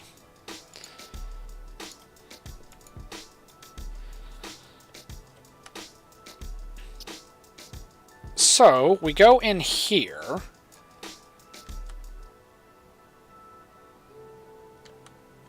And what do I want to put in here? Alright, let's start by drawing, or putting this right here. Go to right there. Go to right there. And then we go over here.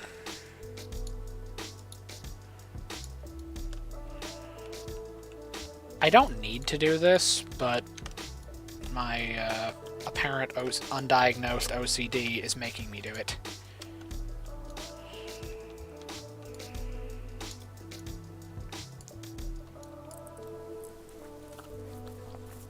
And I want to put something similar to the old one in here. And what I mean by that is the old one had surveillance cameras. Let's remove that and remove that.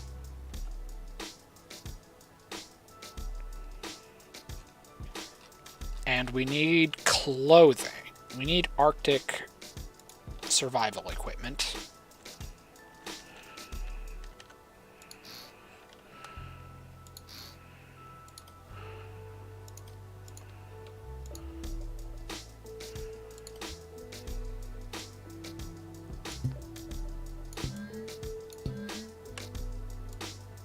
Disconnect that and connect that. Okay, so now we've got clothing in the supervisor's office, but we need cameras. Although this specifically, the only thing it needs is the we'll put a video feed into ComSec.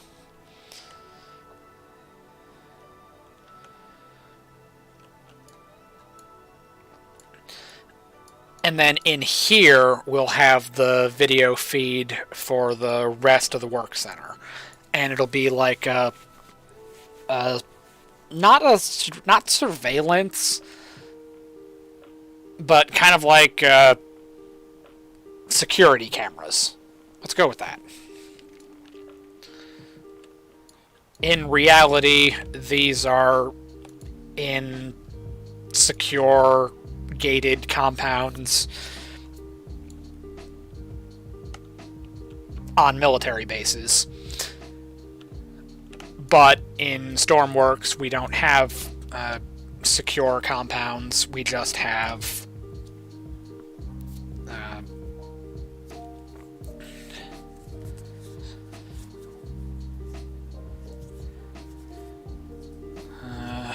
what would be the way to say it? Everything's just out in the open. So it would probably be a good idea to have security cameras at various points inside of the work center. But the old system was kinda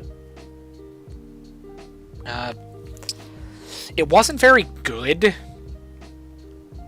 because there was a monitor for each camera, and I want to say I had like 5 cameras.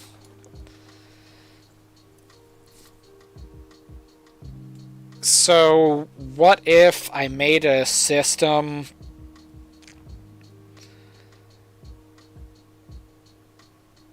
that allowed you to switch between different cameras and just kind of like cycle through them, and then I could just have them feed into 2 different monitors so that there could be 2 screens that can independently view the cameras, and they just feed into both and then it just gets shown.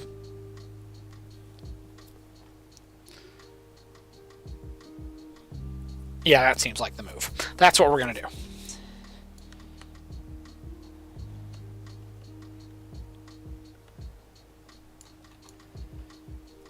But the rest of the cameras for the work center at large will be in here, with 2 different consoles allowing you to cycle between the different cameras on the different legs of the work center.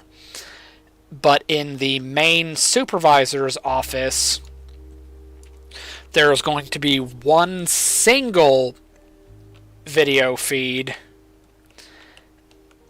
and it's going to be 2 cameras focusing on the inside and outside of the secure van. So these 2 little lights up here, if we save our progress, because I don't know if I saved since I made those couple of little changes,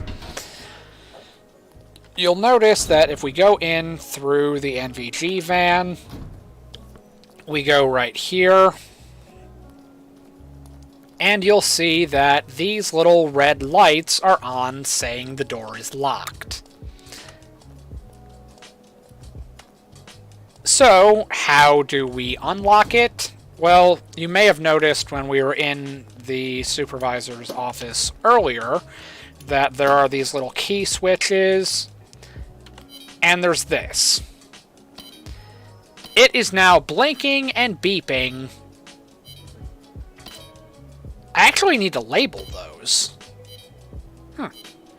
It's blinking and beeping, telling you that the door is unlocked. So, you properly go back here, and you'll notice that the lights are off. The door is not locked. So, let's turn on the safety override, because I don't want this thing to keep beeping at me.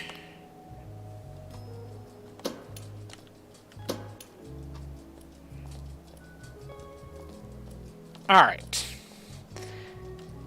And now, the lights are only on if the door is locked. But this is the safety override, which I added an extra feature to this controller because I found out there's a slight problem with the original system. It only works while the system is spawned as one solid object. If you tried to spawn this in its individual pieces, the moment you hit spawn, it basically turns into a giant catastrophic fireball. It is a mess. That will probably crash your computer. It just starts exploding and it just like turns into like a spider and just like curls up into a ball. It curls up into a ball, it catches on fire, the doors start like exploding, popping open. It's a mess. But the original design, before I made the templates I only had one version of the mobile facility. It was just, or I had two versions of it. It was either a middle one that has 4 doors, or a leg one that has 2 doors. And that was it. I didn't know that you couldn't send video signal without a video antenna, which that should have been obvious, but I didn't know that that was a thing. It was easy to work around getting the door unlocked remotely. All you gotta do is have a radio antenna and be in relatively close proximity to the control vehicle.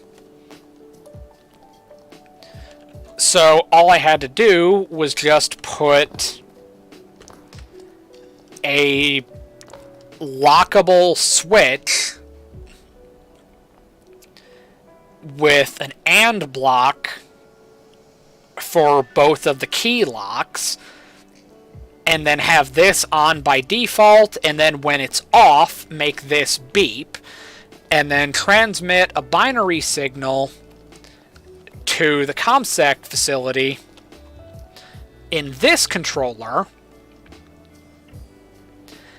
So it receives this, and that basically says when to unlock the door.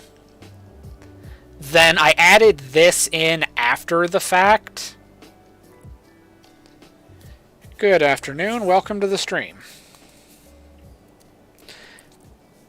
And I just got done with a creation which I think is pretty cool. What kind of creation is it? Like vehicle, building, plane, ship, helicopter?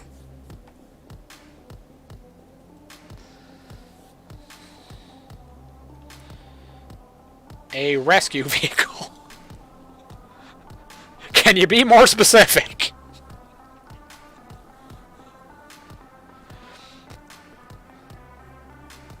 I've made lots of rescue vehicles.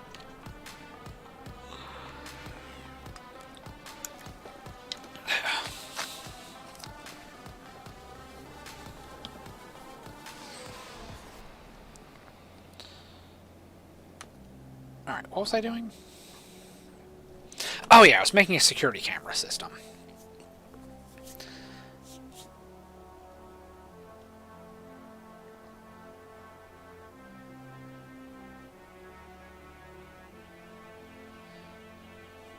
Oh, it's gonna be a pain.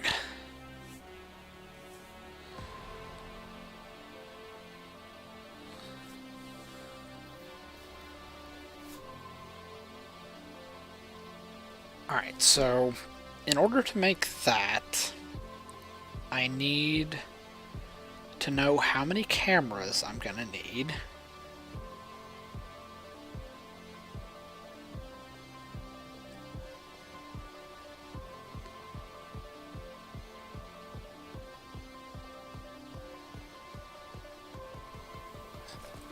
Alright, let's just start with the ComSec one. That one's gonna be easy. Alright, we need camera right here.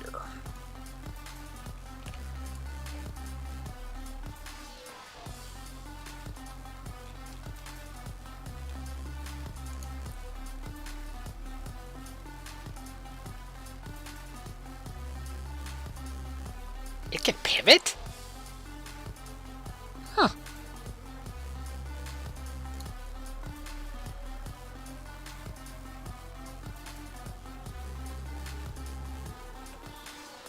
That's weird.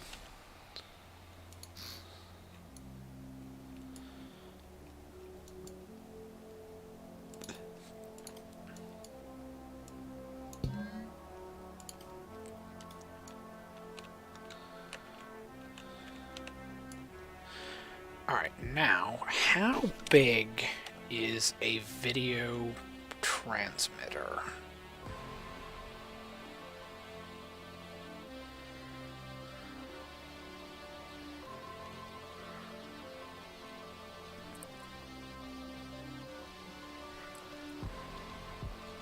I need an antenna.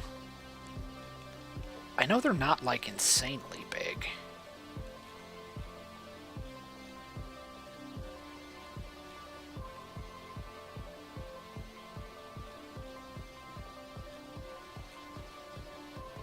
Okay, am I losing it? Where is it? Alright. Video.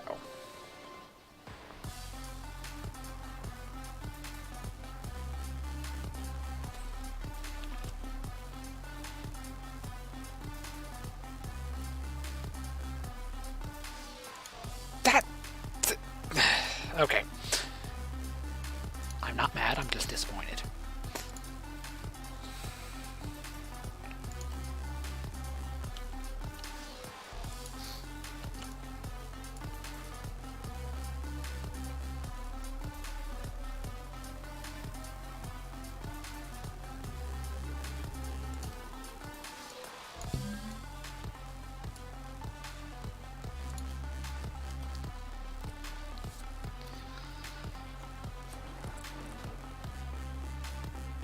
Yeah, you can send the link in like a whisper on Twitch, because if you send the link in chat, it's gonna get deleted by the auto mod.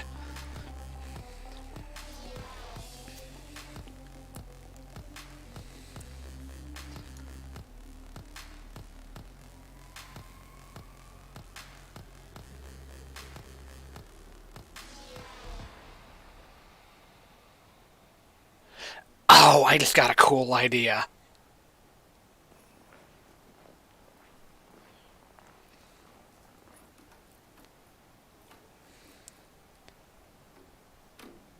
We're gonna use the secure video system. This is a test set for it. But we're going to actually use it to send this.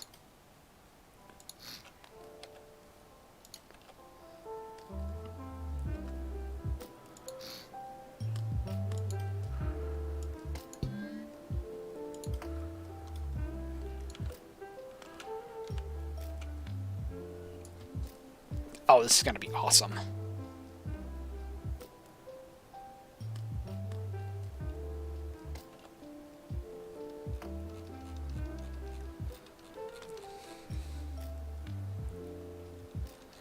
Alright, so I need secure video transmit. And make this red.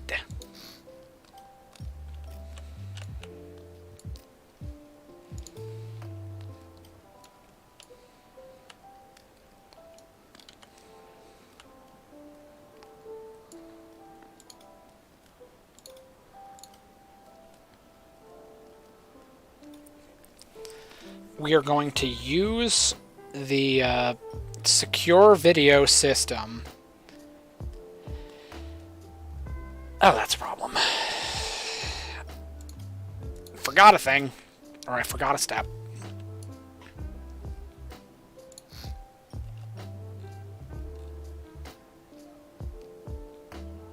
I mean, we still need this, but there's one more step that we're missing.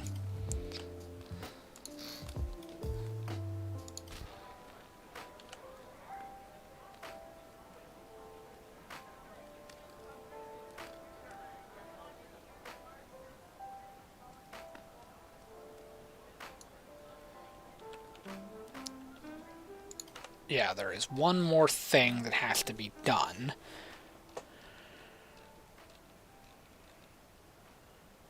Which we need a radio antenna. Perfect.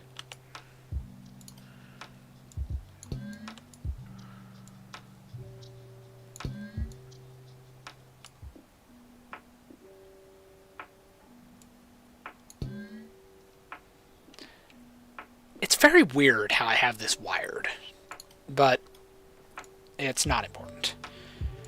Alright, so we go right here. Alright.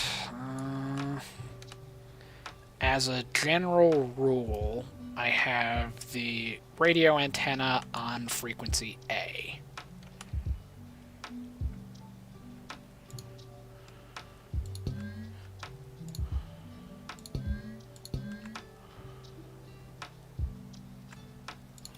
which actually means I need one more thing.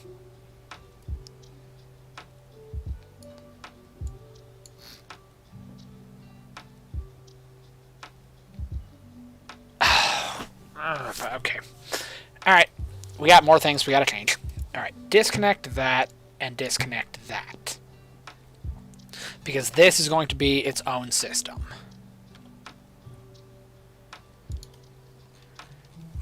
I need a relay, which is right here.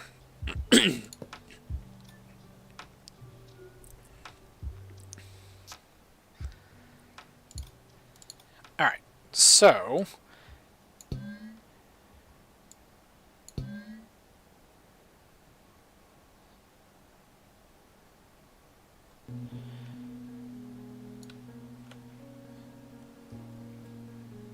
alright.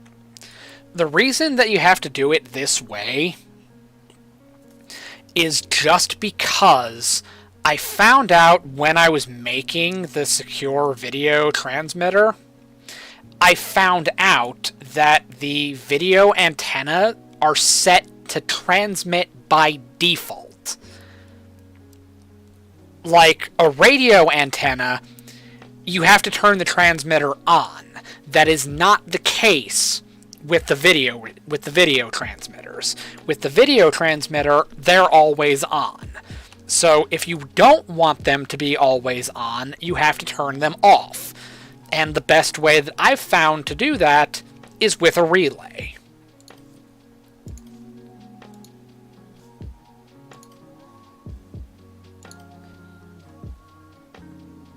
Alright, so now with it connected to the relay, so it will only be powered when the relay is turned on. So now we go over to here. Data transmit. We haven't installed it yet.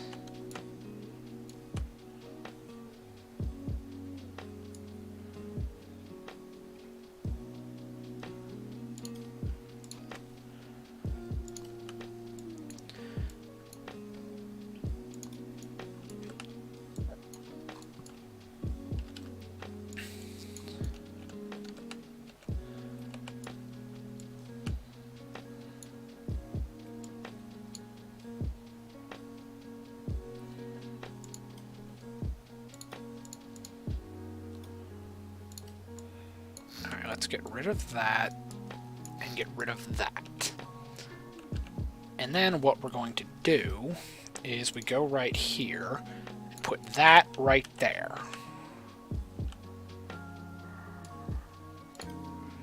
And let's change these. Matter of fact, let's make these black.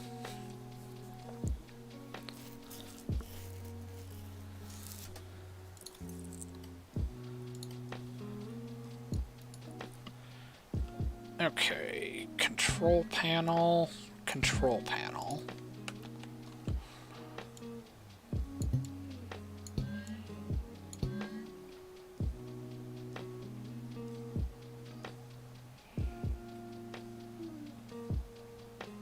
Why is that connected to that anyway? That's just stupid. Alright, so we're not going to do that. Alright, so we need video feed. Video A, video B.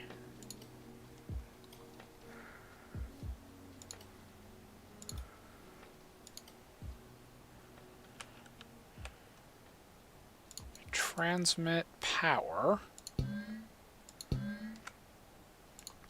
System power.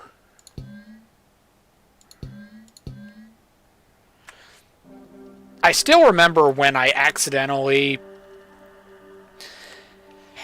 connected the system power to the transmit button.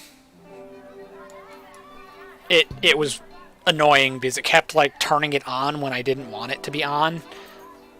And then when I finally looked at it and realized I'm turning the monitor on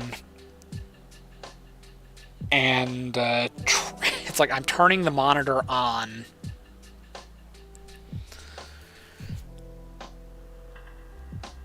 and simultaneously turning on the transmitter, and then I realized, oh wait, I'm not supposed to have that connected.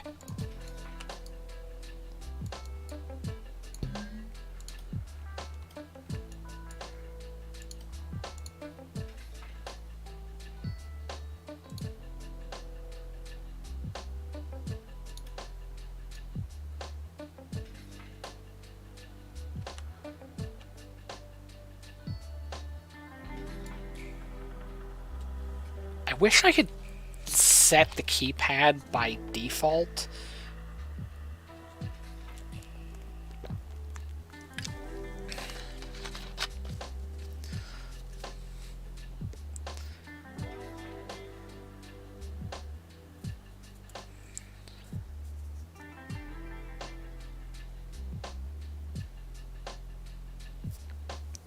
Let me check.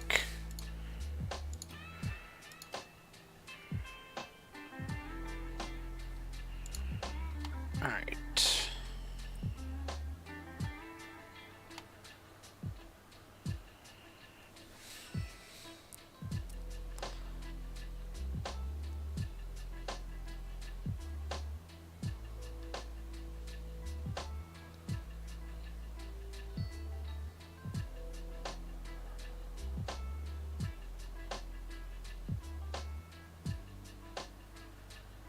That would mean that it's only locked when it's in range of the Okay, so I didn't make this system very well, apparently.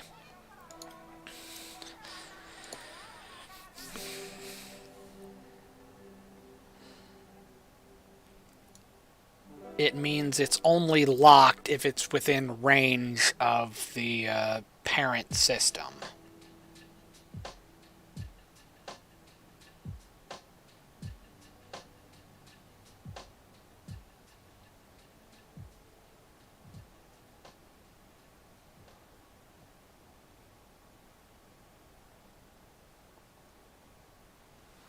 That's a problem.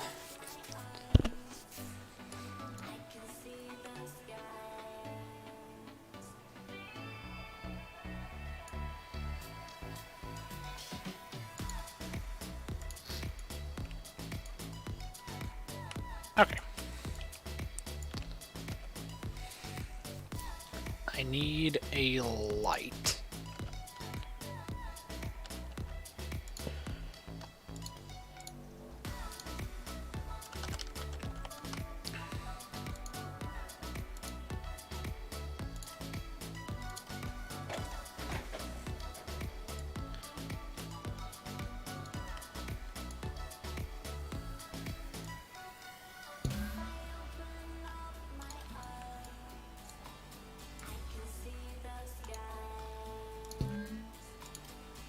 Alright, so we make that the battleship gray, and we make this red.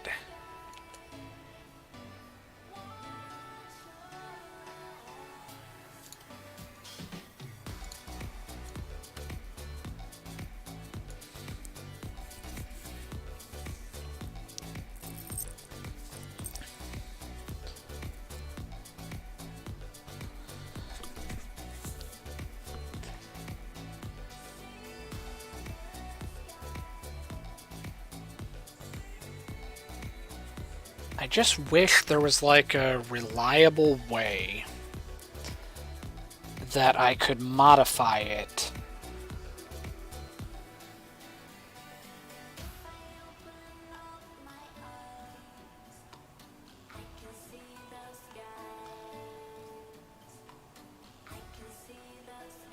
I mean, the reliable way to modify it would just be to not even bother with the radio antenna, since it's a combined, like, joined vehicle.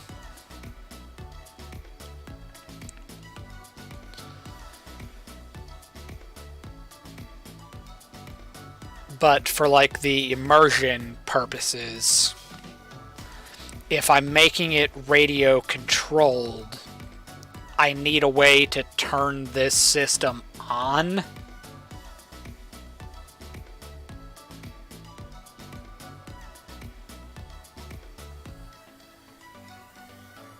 Well, I mean, it's already secure by the fact that you're not working on it.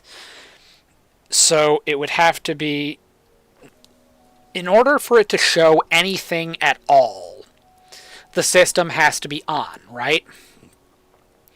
And the only way it would be on is if you walked in here. So in order to walk in here, you would have to unlock it from the supervisor's office, walk in here, turn this on, set it up with a pin, and set it on a channel.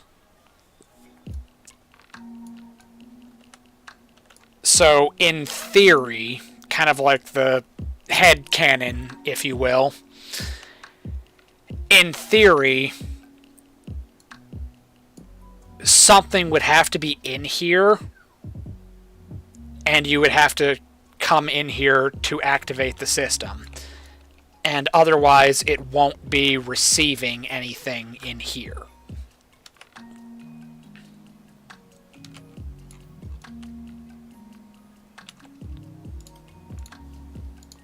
Alright, so let's label this open.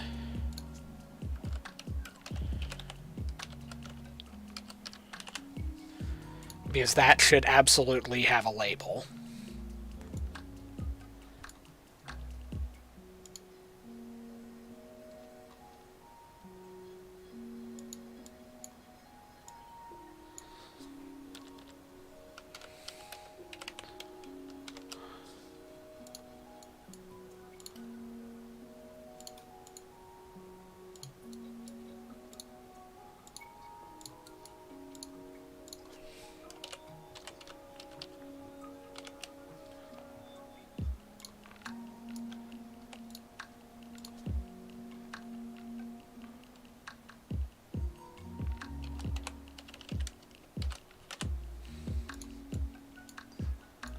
And the only other ones that have doors, NVG, and ComSec. Locked, locked, locked. Alright, so now we need to take all of this right here.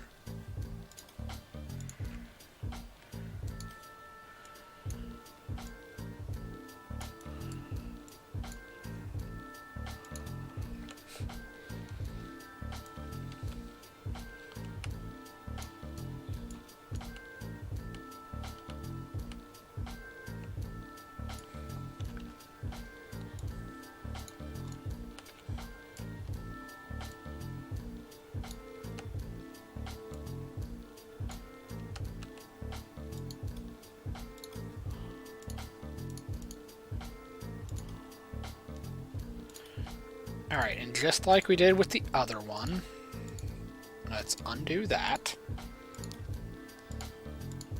And we'll make these black. So then we go down here, grab 1, 2, 3.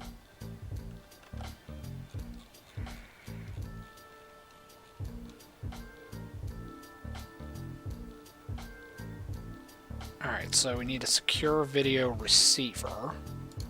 Make it burgundy.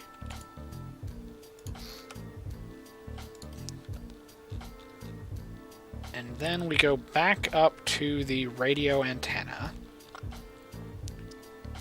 And now we need receiver.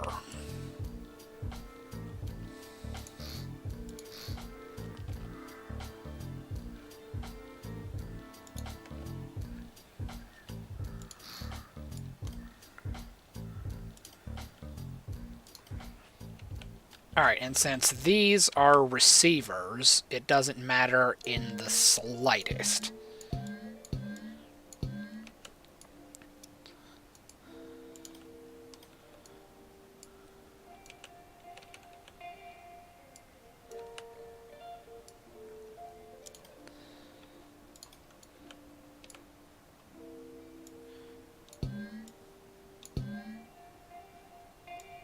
Okay. Okay, RX data.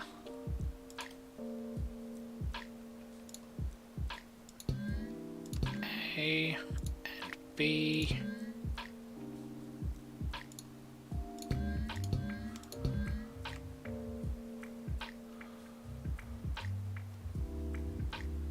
And keypad.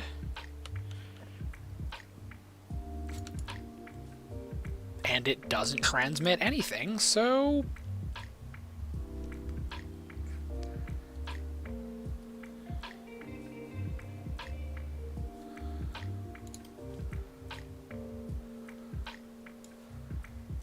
Video A, video B.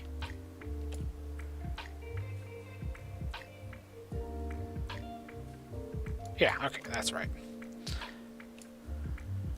And then that has to go right there. Okay.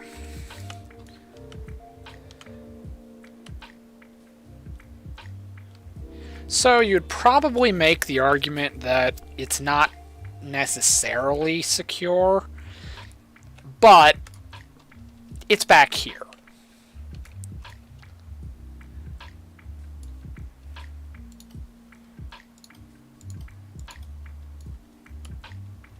Alright. So that should secure ComSec.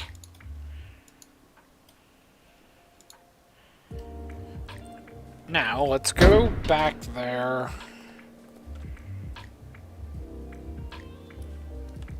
And we'll just no-clip it.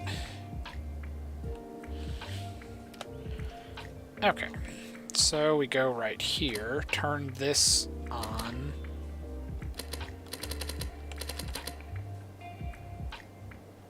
Does this not have... Oh, I know what the problem is. I did it wrong.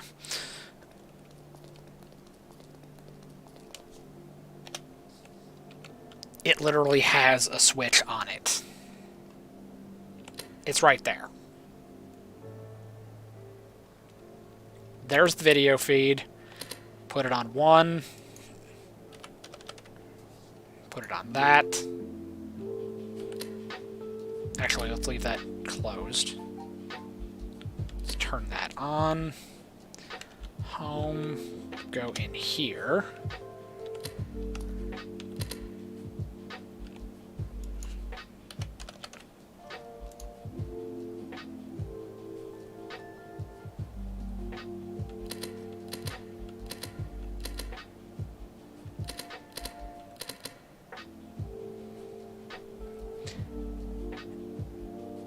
Did I break something?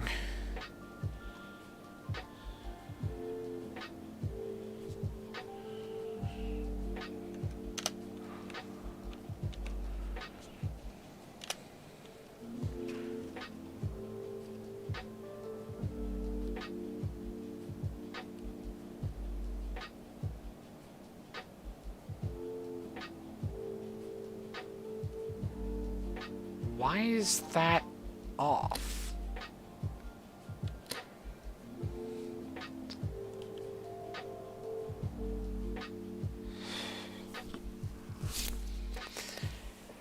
I know why.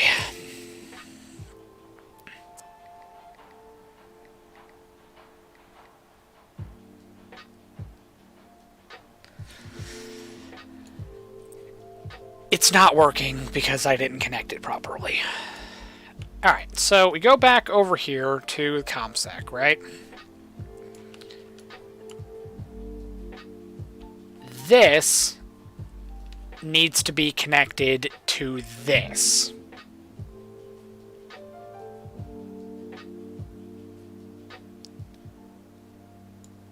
And this wasn't connected.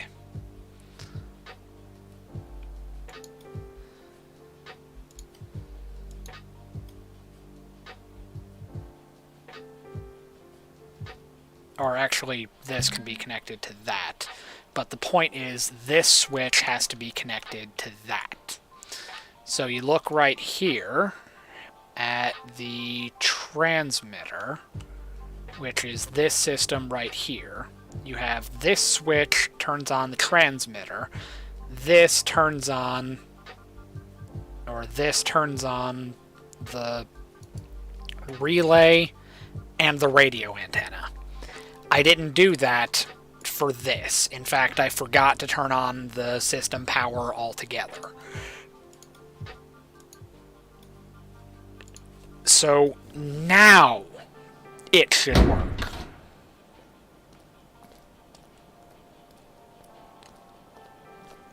So home button, no clip, jump into ComSec.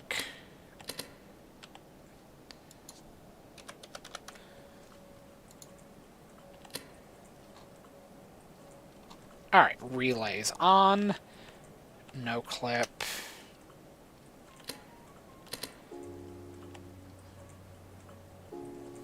Wait a second.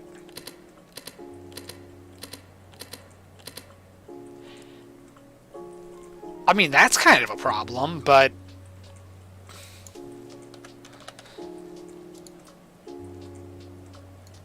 Oh, and then if you look right there, you can even see that the monitor is lit up. Or you can see that the light is on. So you can tell that the door is still locked. So that's pretty cool. I like that.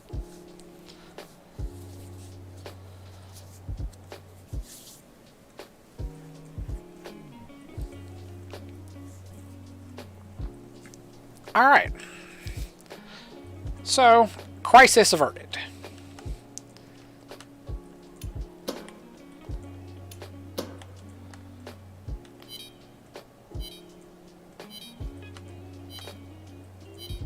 And as you can see, the light is off. So the door is unlocked. Alright, good to go. I wanted to, or I was considering putting another camera outside of here so that you could see those lights. But then the more I was thinking about it, the more I realized that would probably be a dumb idea. And it would be a ridiculous amount of infrastructure.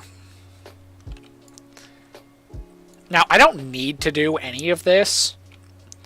Like, this is all one solid object, so I don't need a radio antenna to transmit from this van to this van. They're already hardwired by default. I can literally just use this switch to activate that switch. But because it's meant to look like a mobile facility that can be broken down into its individual components, packed up and shipped somewhere else, I want it to work like that.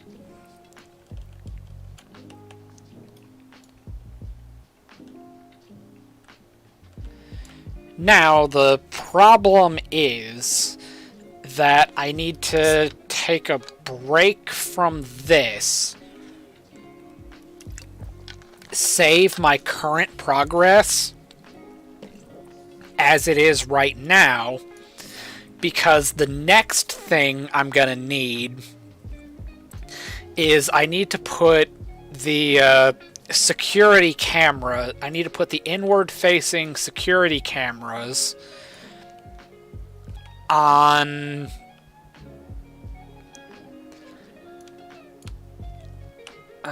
the different legs on the entrances to the facility, and then I need to make a camera system, or I need to make a controller that can switch between different different security monitors for a surveillance feed.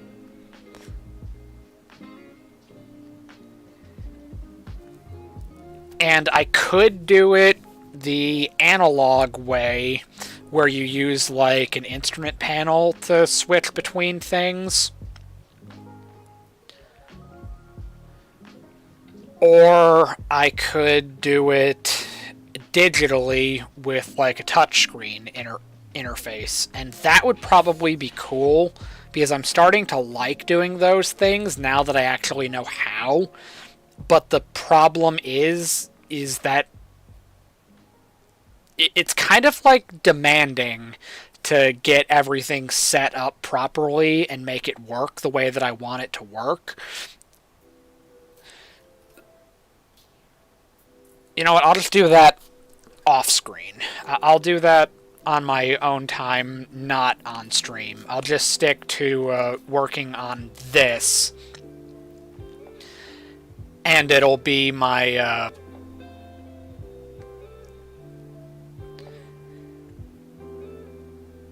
I'll just keep the stream focused on working on the facility itself.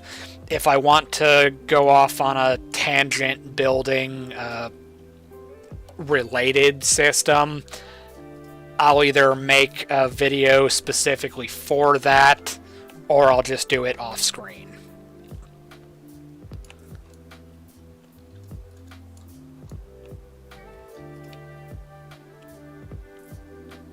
But so far, this is actually coming along pretty well. Even with getting distracted and talking about various things and various parts of this mobile facility, it's actually came along nicely. Like, I've got my integrated navigation system fully installed and working. I've got my TACAN systems fully installed and working. I've labeled the doors, added more lights, and now I just added the banners and flags, the first aid equipment. I've added clothing to the supervisor's office. I've added a CCTV feed using the secure video transmitter and receiver link between the supervisor's office and the ComSec van.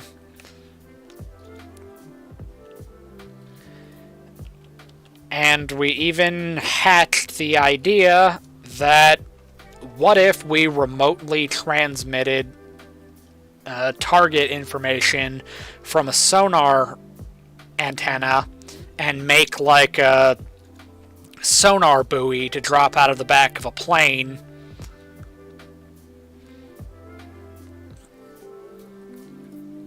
And then we'd have to admit that's going to require some work. That's going to be another project that I'll work on. That'll be another thing done off screen.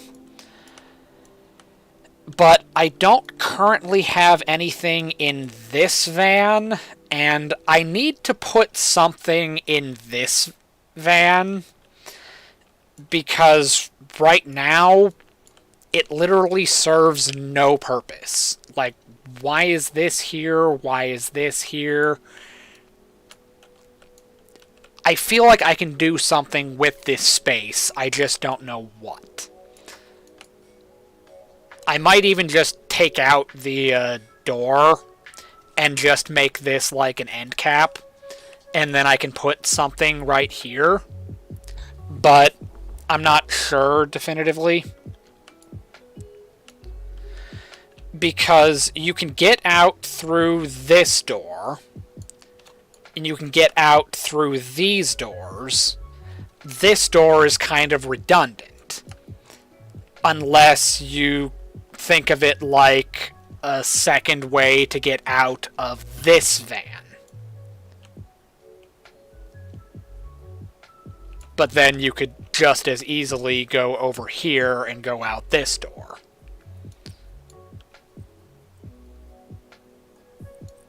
Well, I've actually made quite a bit of progress. I finished getting these installed, made sure they were working, and then I added a CCTV system linking a camera in the secure facility to the supervisor's office. I've added a first aid station, And got a few more ideas for projects to work on in the near future. And now I've just started adding, like, little cosmetic details. Like, let's go right there, there, there.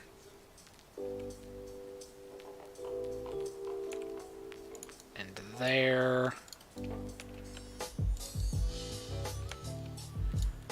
I'm pretty sure this is the system that I used in the other one.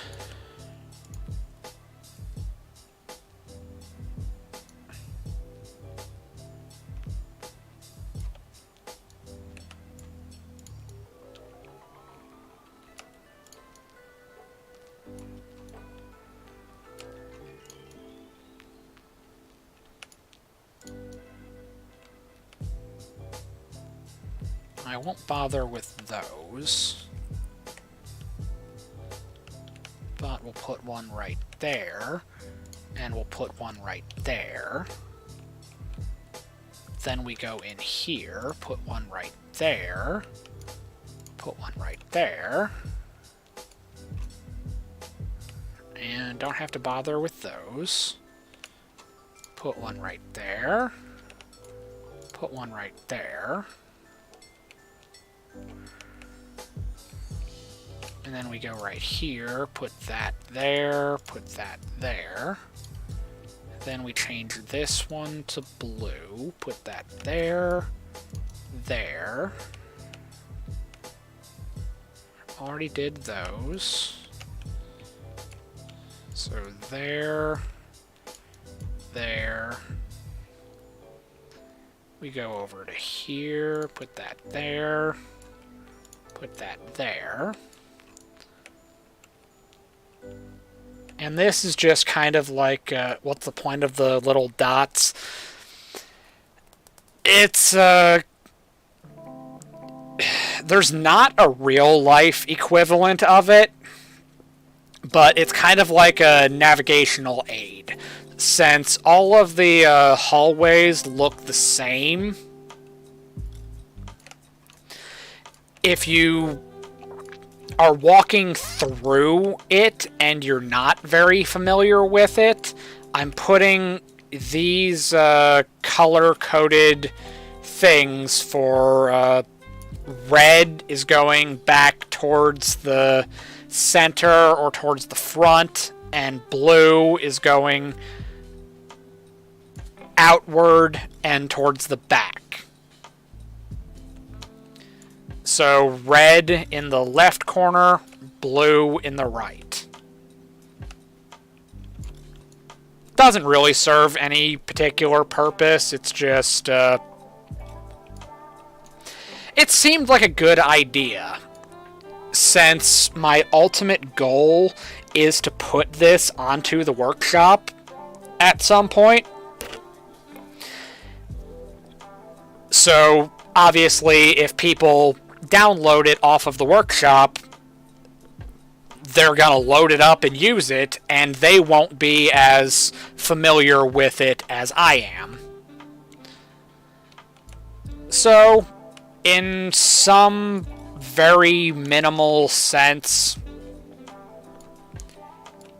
if anybody even notices it up in the top corners of the vans, I can put it in the description for it, what it means or why I put it there.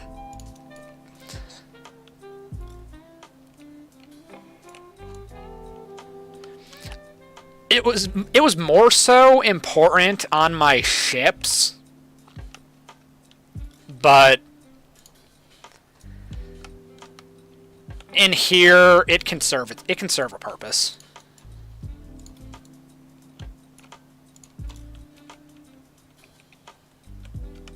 Blue, red, red, blue. Okay. And that's all of the main legs. things. I didn't bother color coding the wide door, like, branching ones, because there's just no point. However, I can put them in here.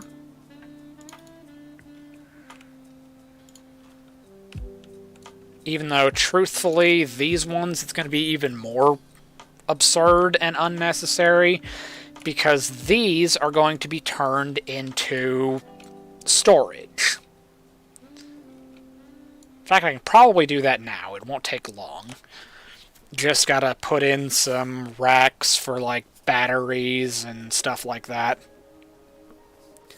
I mean, if I was really feeling dedicated to the cause, since I was specifically the hazmat supervisor for my unit, I could put, like, shelves.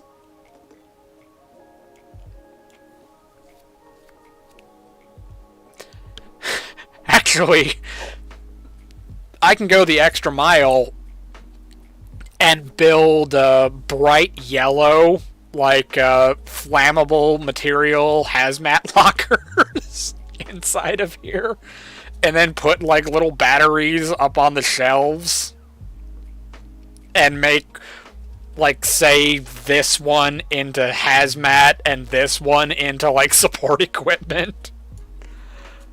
I can make it a whole thing. Actually, that sounds like a good idea. Not gonna lie. I kinda like that idea.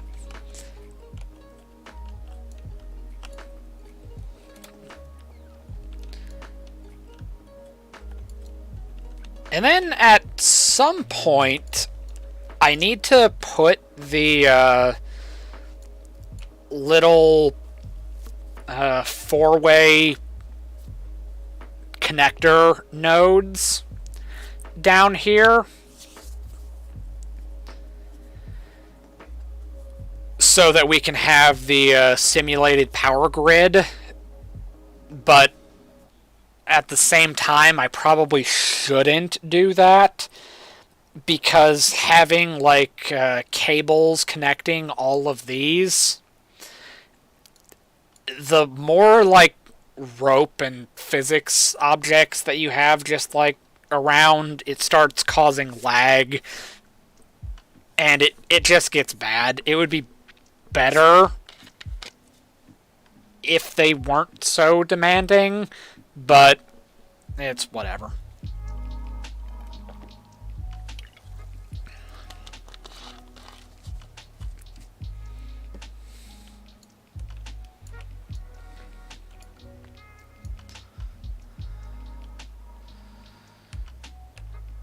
Alright, so we've got that. Got that. Yeah, I called it Troop Van. Oh, and I also found out that I forgot to label these. So when I was going through and labeling all of the doors, I gave those labels so that you know when it's blinking and beeping at you, you know why it's beeping at you.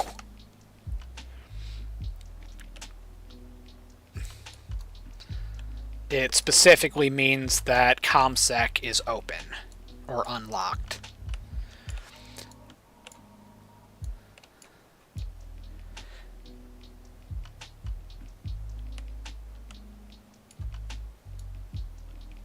Ah, I know what to do. Alright. Check it out.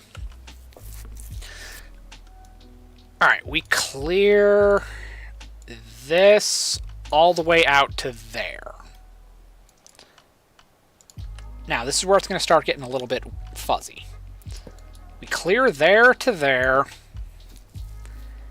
And now, let's erase this and erase that. Change it to this color.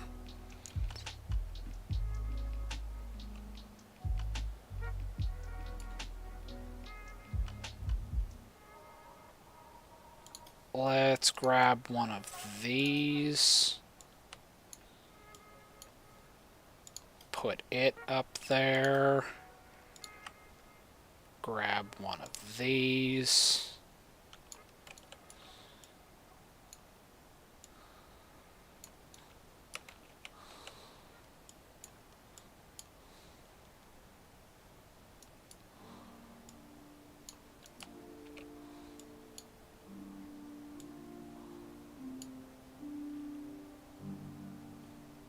put it up there.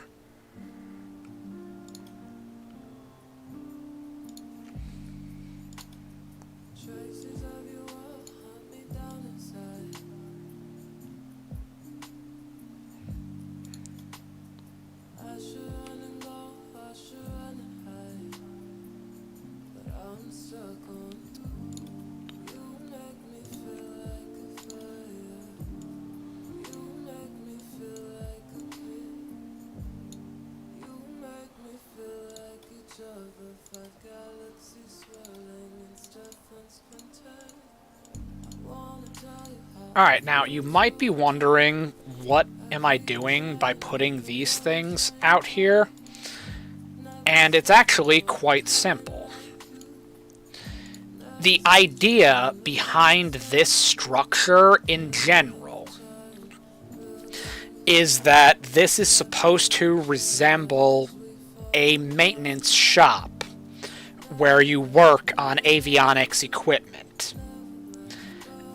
And what does that mean specifically? Well, it means that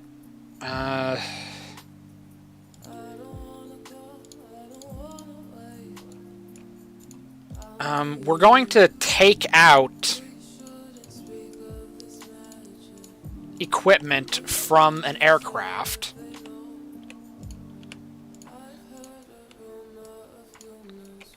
And we're going to work on them. So, if we wanted to work on them, it has to look like we're capable of working on them. So, we're going to put these up here. They're not going to be connected to anything. They're just going to be panels that look like these.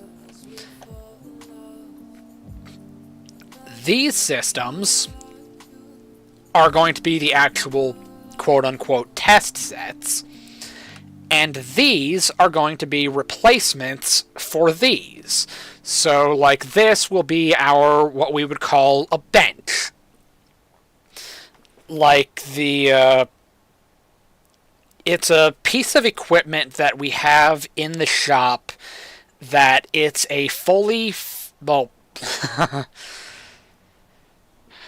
it's kind of a funny story about that, but it's a fully functioning example of the system that we're working on. And we're supposed to know that our bench equipment works. Like, it's supposed to be a known good system.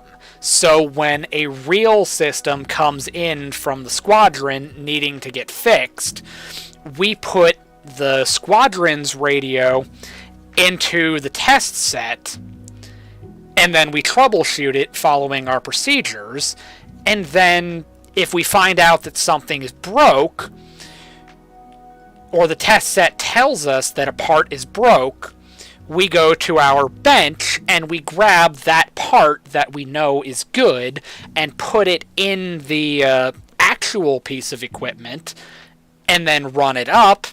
And then if it works, we take that card back out, put it back in the bench, we order a new circuit card, and we put that in the real piece of equipment. So, if I go through all of my little sections right here,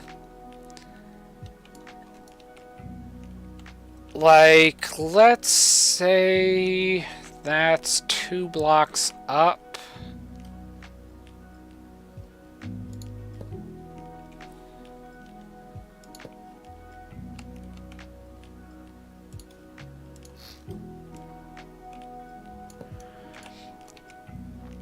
Let's say we put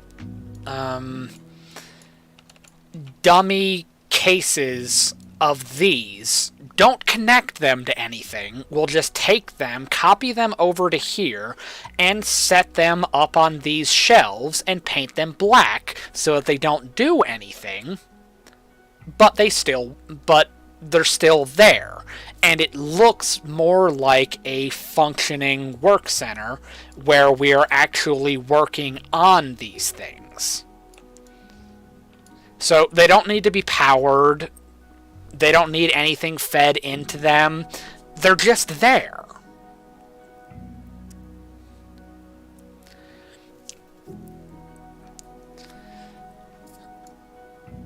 So, little things like this will make this whole thing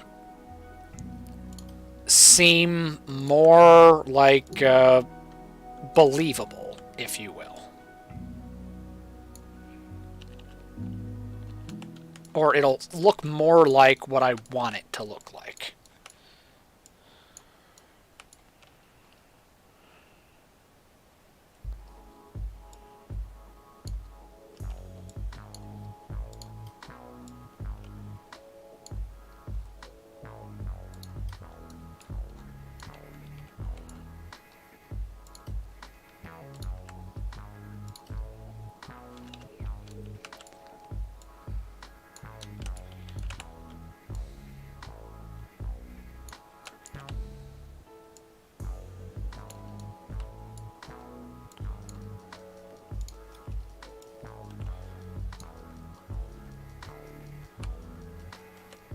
I know, let's put this one over here.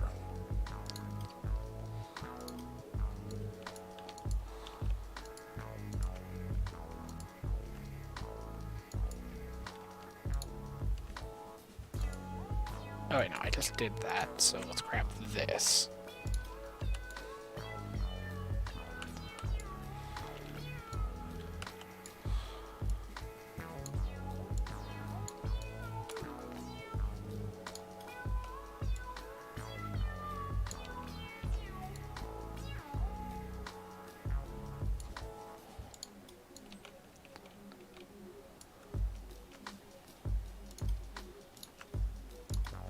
Copy. Okay.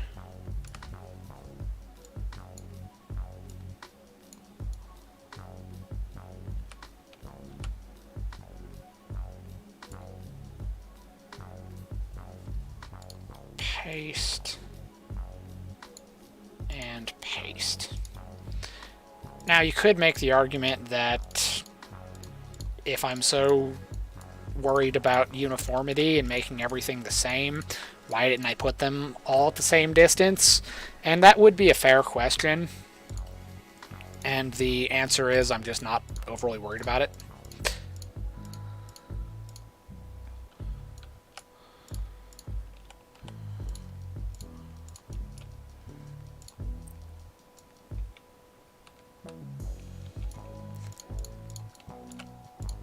And honestly, making them more like spread out and not in the same place kinda makes it look more like they're not supposed to be there.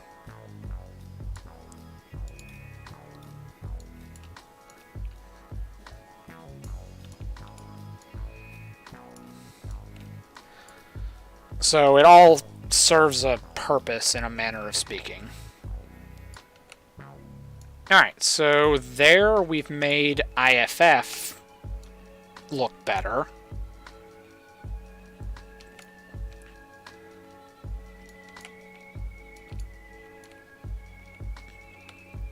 Oh, actually, we need a keypad too.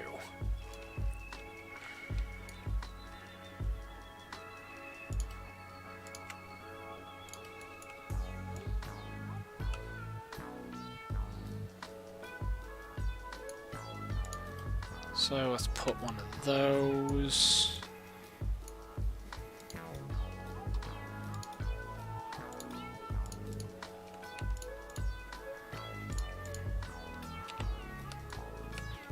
There.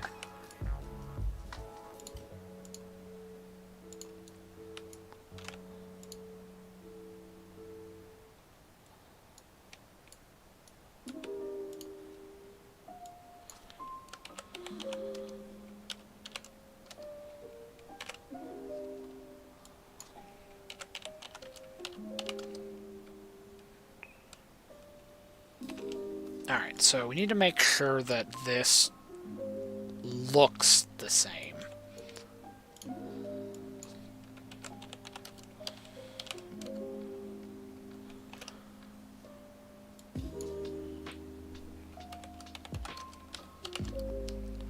Set ID number, set ID number.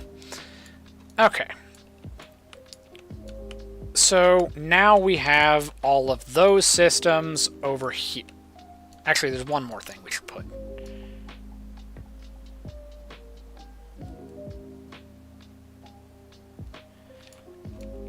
Let's... No, you won't even bother with that. Because that type of thing wouldn't... I mean, it's hard to explain. I was thinking I would put, like, a number display over here and just have, like, nothing connected to it, but there's just no point.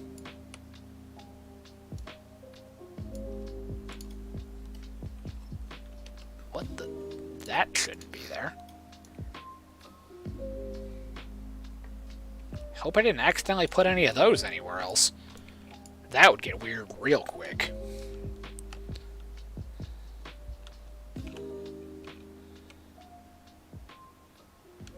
Alright, so we're going to do exactly the same thing that we did over there.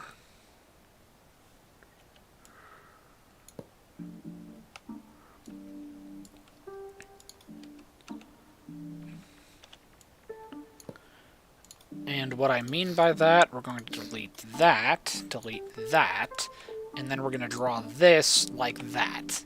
And that is going to become our countertop where we're going to store these things. So we need a touchscreen monitor.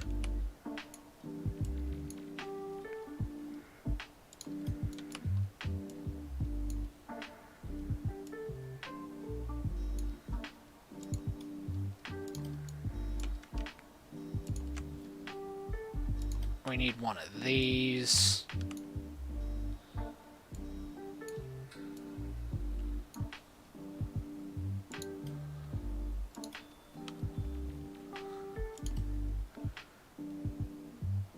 Alright, we need a speaker, or we need a microphone.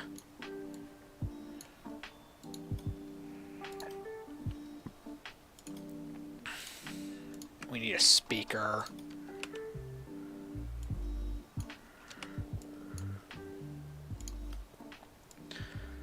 Basically, the idea is I want this to look like an avionics work center.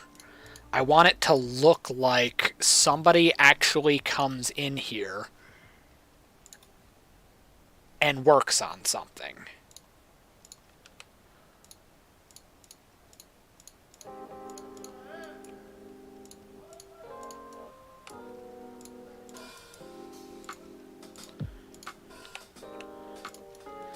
So the things that are up here and painted black,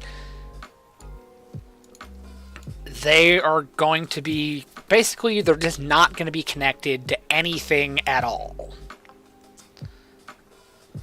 And these are just going to be, like, random pieces that are just out.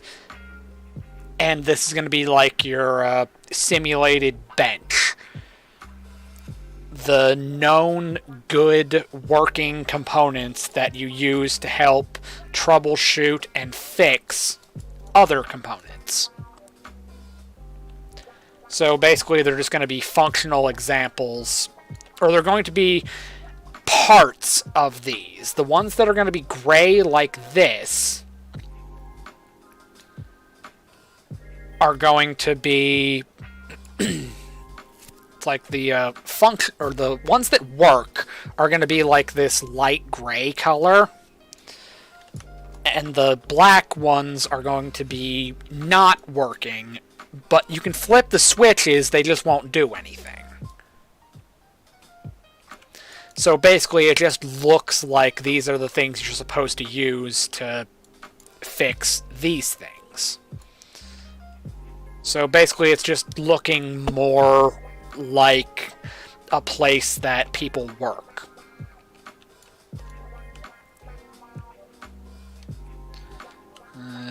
This is probably going to be a little bit weird.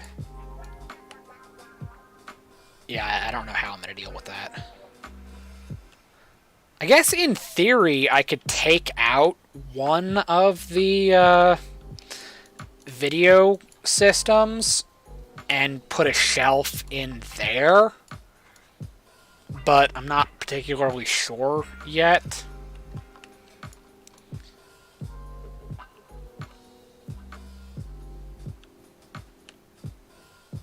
And then there's also this, which is kind of a problem in and of itself.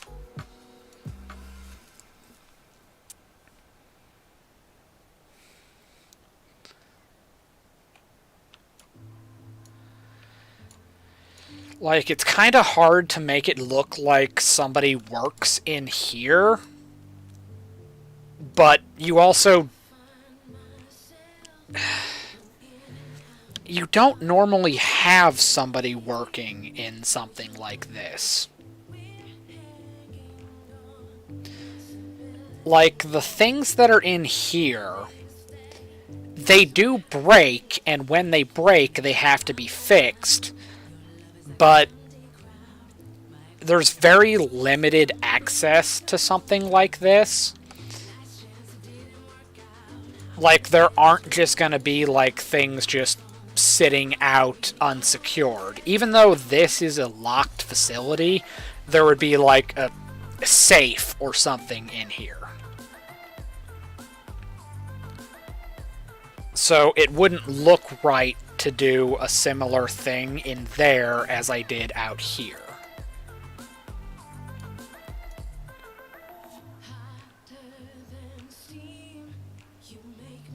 So the next thing I need to do, I need to go right here. And I need to put this...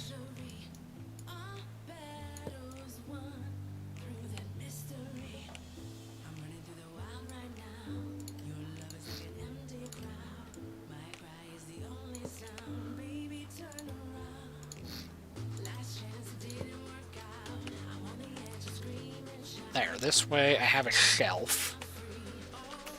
Because this will undoubtedly be the next thing that I work on. Let's go right here. Go right there.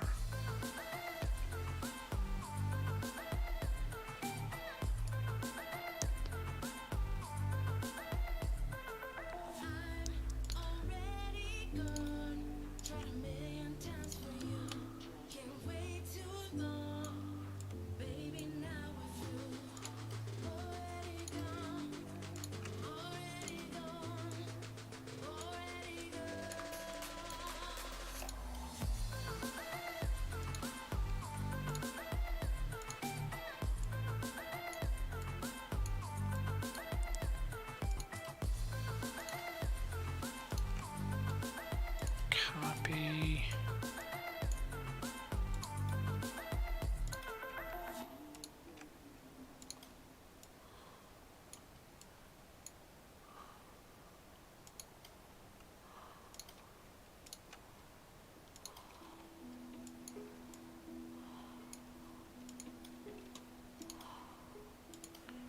Alright, so connect all of these up to this.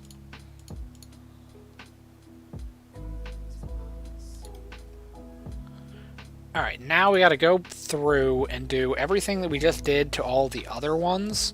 We gotta do that right here. So we paint these black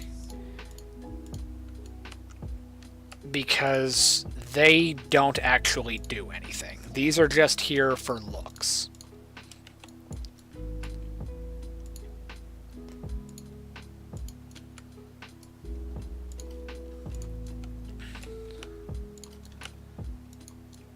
And it's all in the interests of making this look like an avionics work center. It doesn't serve a purpose other than just giving you something to look at.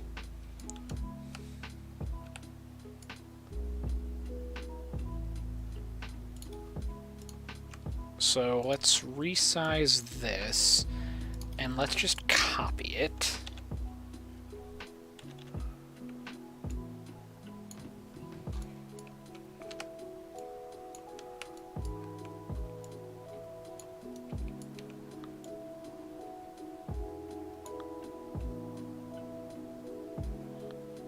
Paste.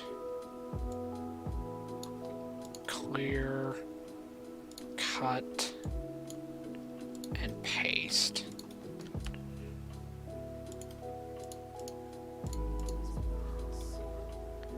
Alright, now we go through, paint this. You won't even be able to turn these on. They literally serve no purpose.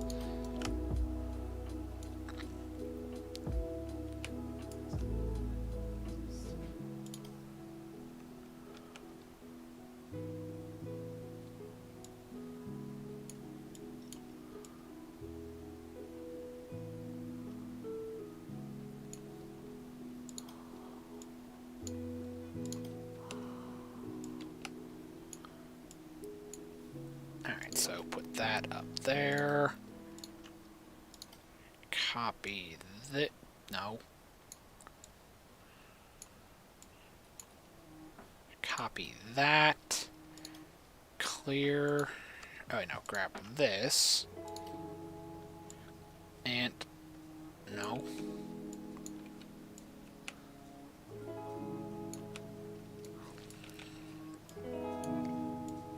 And let's just put that right. Let's just put it right there.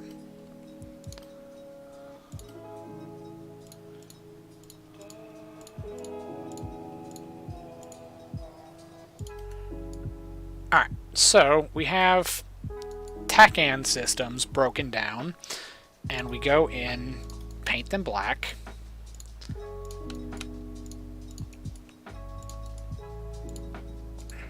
That's another little detail from behind the curtain, essentially.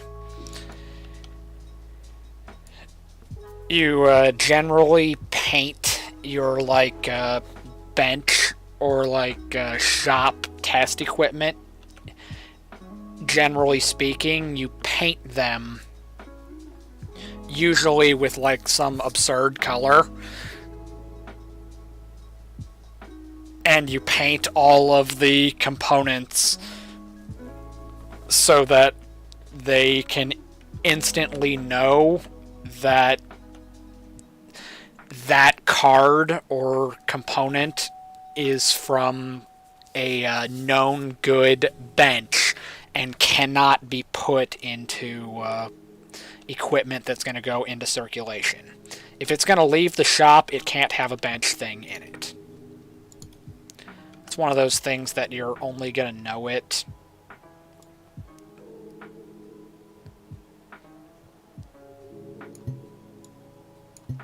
if you're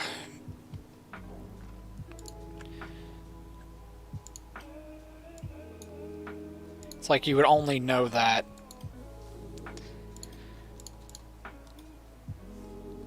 in that field, if that makes sense. It's like you would only know it if you actually do that job.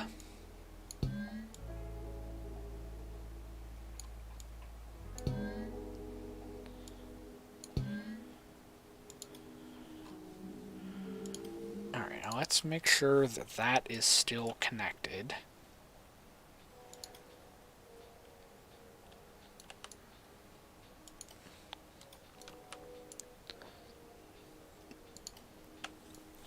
So in my fictional example here, I'm painting all of the shop things as black. And the functional reason in the game as to why I'm doing it this way is just because if the systems are this gray color, like you can actually turn these on. These work, these don't. So if you're just walking through, you'll see that the things that are built into the wall like this are actually working systems, the things that are on the shelves are not working systems. So that's kind of like the logic behind it and why I'm doing it the way that I am. It's just to make it so that you can differentiate. When I finally do get this thing up on the workshop, you'll be able to see the different things.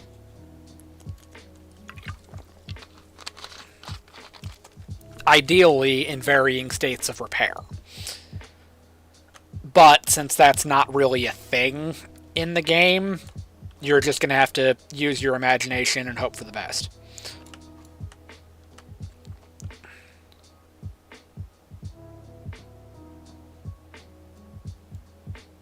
Or as my former instructors put it, just press the magic I believe button. Basically, if it looks like it serves a purpose, maybe it does.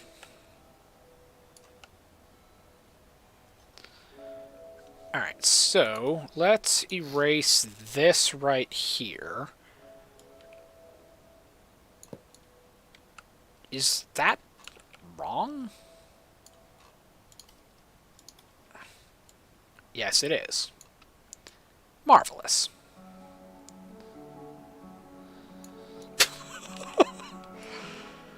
Oh well.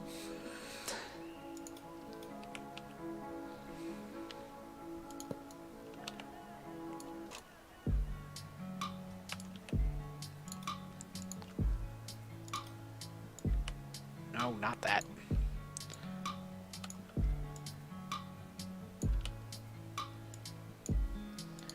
We have a sonar display. And we need this right here.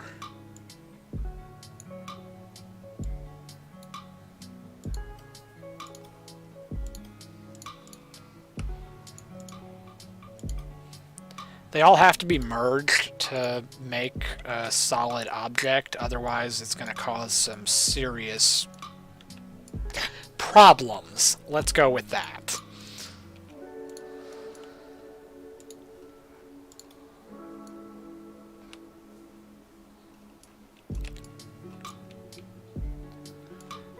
And then really what I need to do is I need to make an indicator. I need to put, like, signs inside all of the branches, or inside of all the legs, and I need to put labels that tell you what these systems are. Because that was kind of like another shortcoming of my original work center. I had all of the things in here as like a functioning showcase, but nothing was labeled. So basically the only person that was going to get any value out of any of the information was just me, and me alone. So if I want anybody else to be able to walk through here and be able to make even remote any kind of sense of any of the things that you're seeing walking through here, I need to put labels on this stuff.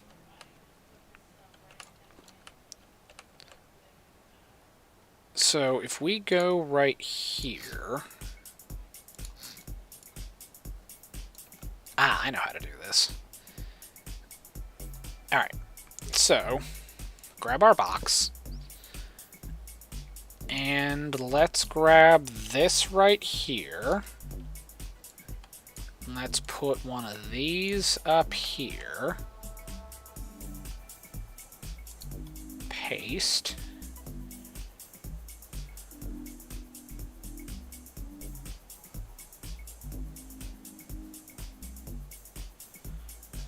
Alright, let's grab one of these.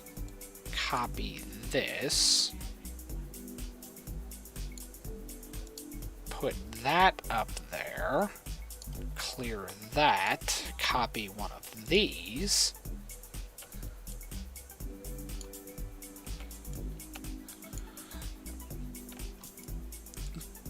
Alright, but this one's going to be a little bit different. this one's going to sit up like that, but let's put it over here. Then let's clear that, copy one of these, and let's bring it over here.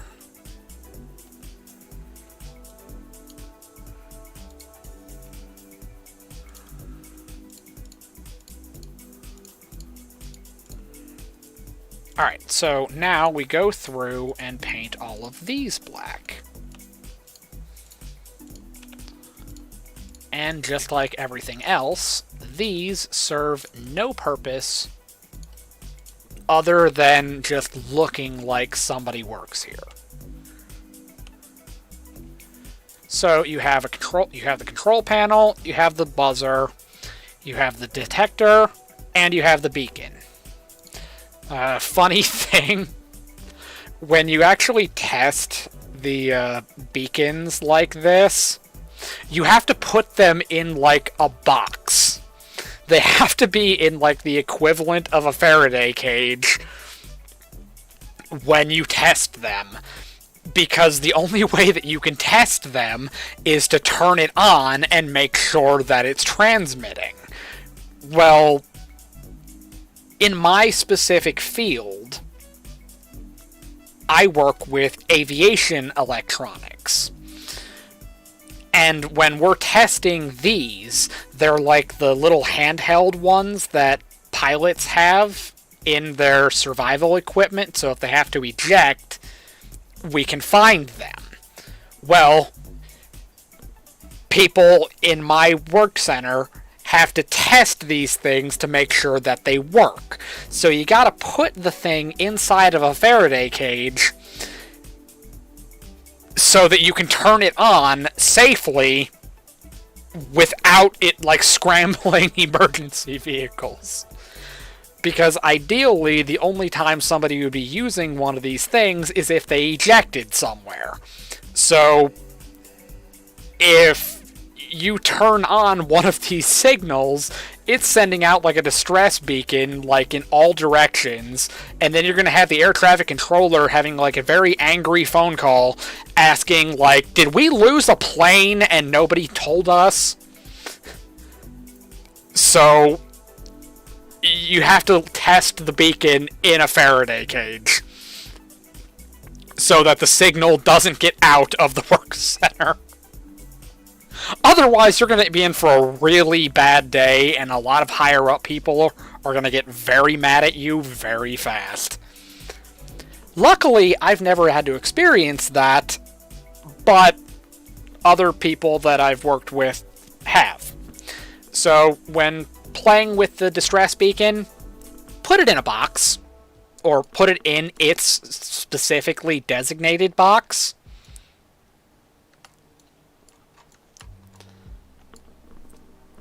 Otherwise, completely unrelated tangent. Alright, so we can build another shelf right here. Haze gray.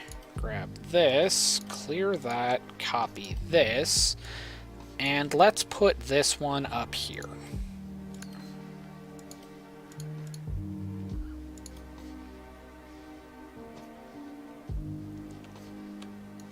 And you know what? Let's do the monitor too. Why not?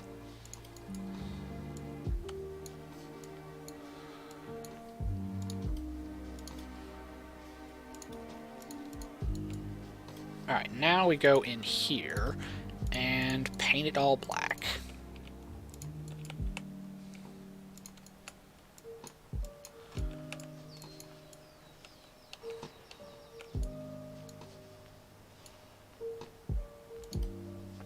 And the funny thing is that this will still serve as like an example.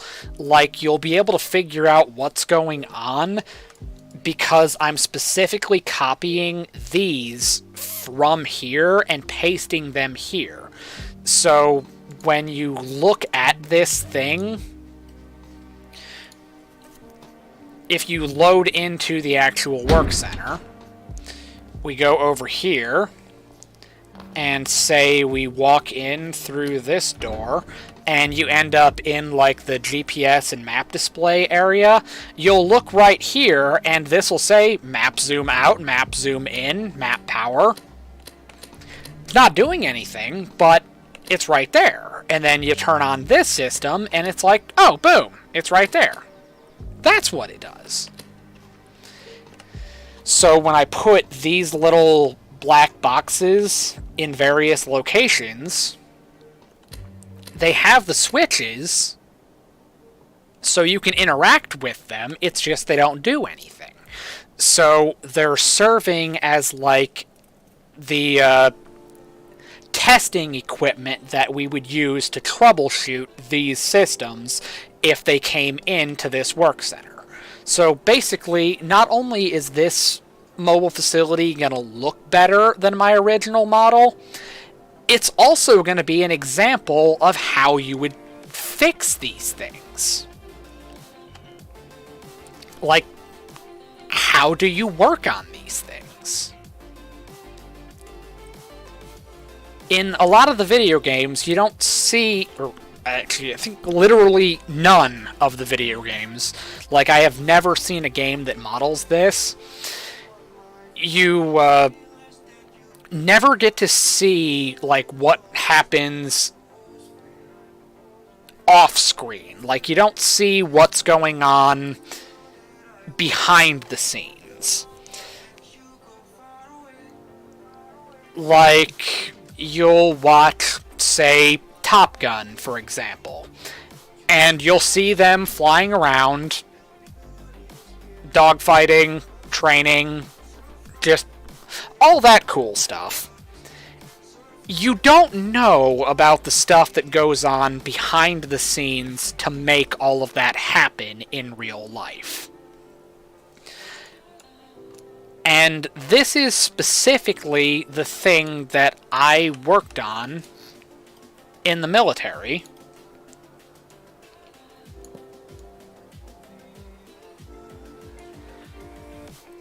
So, I don't know, I guess I'm just kind of like attached to it, if you will. Alright, now I need this.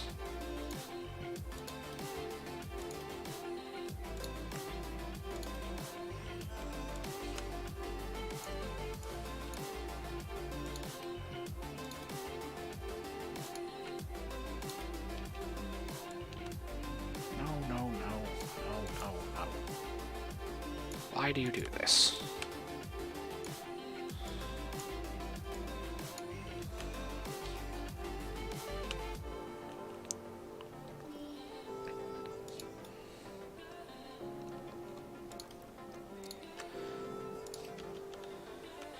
So not only is this a functional example of my avionics systems, it's also a demonstration of what it would look like in a work center that fixes them. Now, that's not a particularly, like, glamorous or, like, even exciting thing to try to model or depict, but to me it seemed like a cool idea, so I'm doing it. And more than likely, not too many people are actually going to download this creation, but on the off chance that anybody does,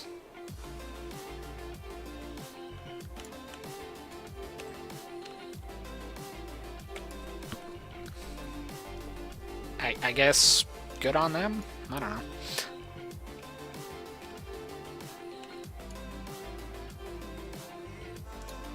Alright, so now we have all of this. So we have test sets that demonstrate the examples of the equipment. Or we have test sets that show you what the systems do and how they function. And then we have examples of support equipment on the shelves next to them. And those serve the purpose of demonstrating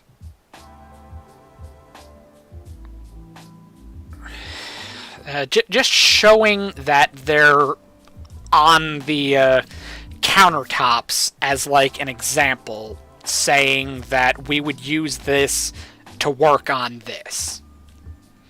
So basically it's just adding another layer of detail and making it look loosely like an electronics work center.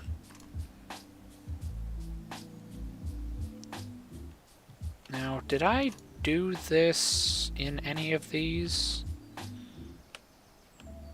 Alright, it's going all the way to the end. Alright, so that's what we're going to do.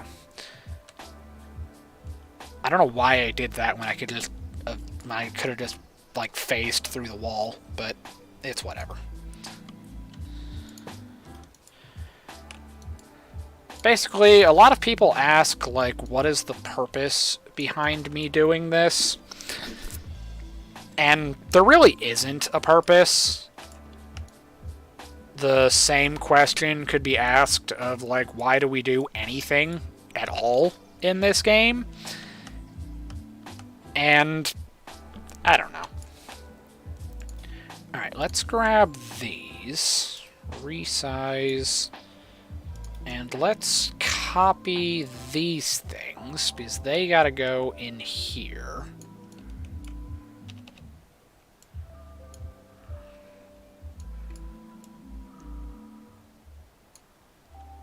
Paste and paste. And the reason for that is just because of these things. But I need to modify these slightly. They need to be a slightly different color. They don't need to be, but they're going to be. Because there's going to be like a... We're going to have a color-coded like hierarchy or chain of command in my fictional Avionics work center. So everybody else is going to get this green, but in here they're going to get the darker green.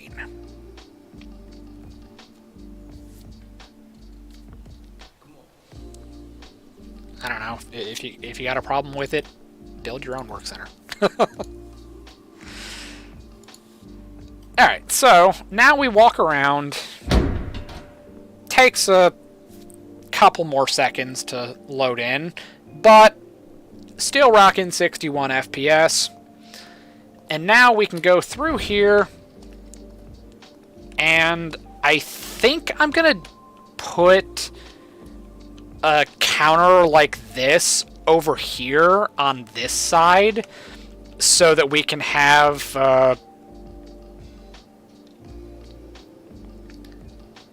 or I could just do it on the wall over here. Verdict's still out on that one. I'll get back to you. Because I need to put a counter like I have in here for these. So that, like, these are the support equipment for the sonar system.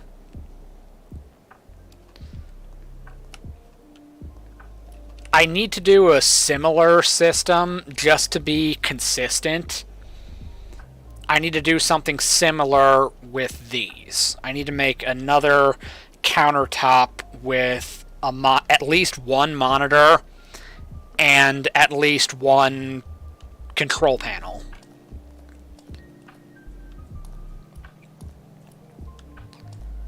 But then literally everything else has support equipment right next to it.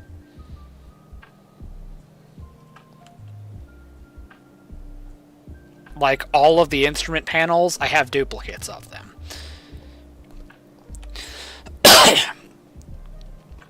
So the only ones that do not have duplicates are just ComSec and radar.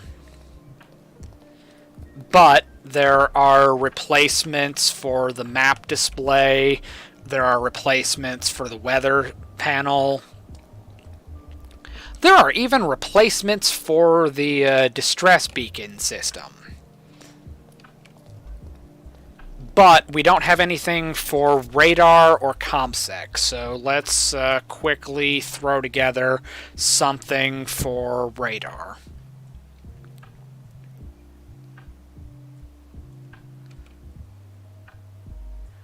Just for the sake of convenience,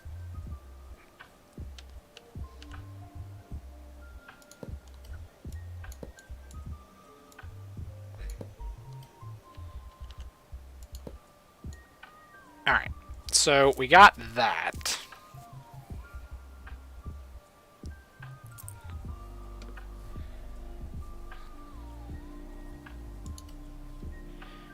Now let's grab one of these.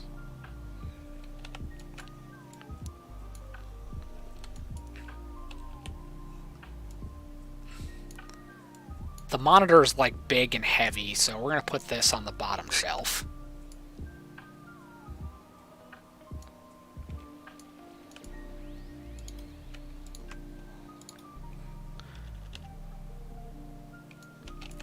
Whereas this is comparatively light, so it can go up on the top shelf. Sound like a plan to everybody else?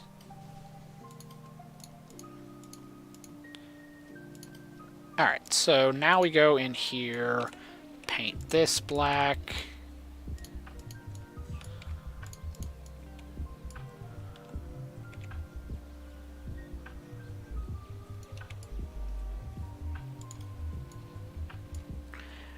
If we really want to get weird, I can put an antenna. I can put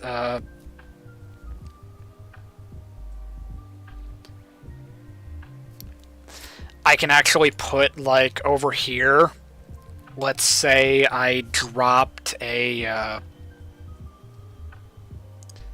like, let's see, what would that look like if I grab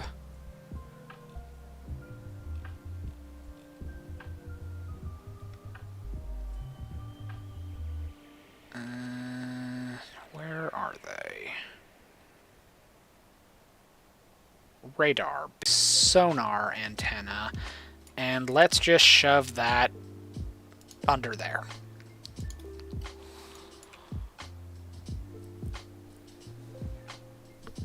Easy enough, right? Alright, and now I have an idea for what to do in here. Alright, check this out. We have a lot of antenna, like antennas for everything. So, what if we just have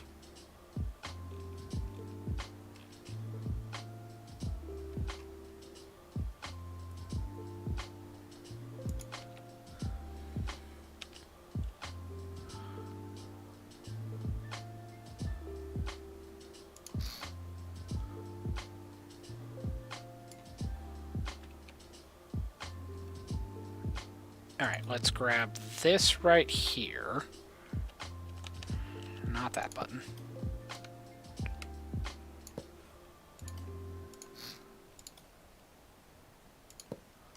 Okay. So, we have huge antenna. And let's go right here.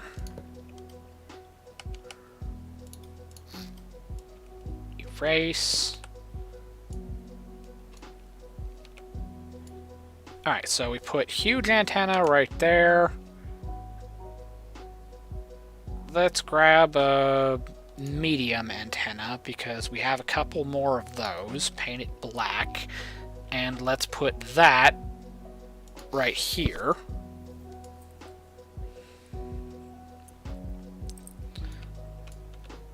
In fact, let's put 2 of them.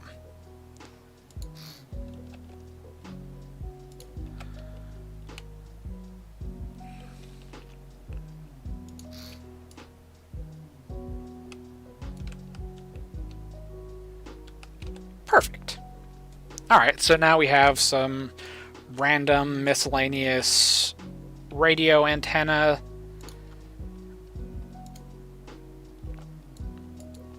let's grab...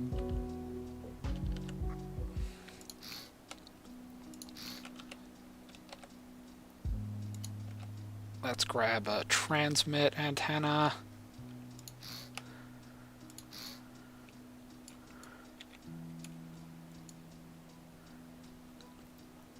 And we just have antennas that serve no purpose, but they're just chilling here in the work center. So now we have a test bench for... Alright, you know what? Let's modify this a little bit.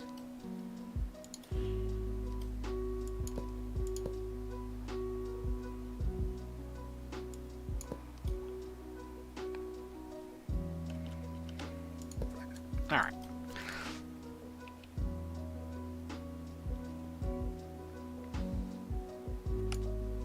Actually, that's stupid. Let's not do it that way. Let's do it this way. There. Now we have, like, some counter space in front of it. So there's a little bit more room to work.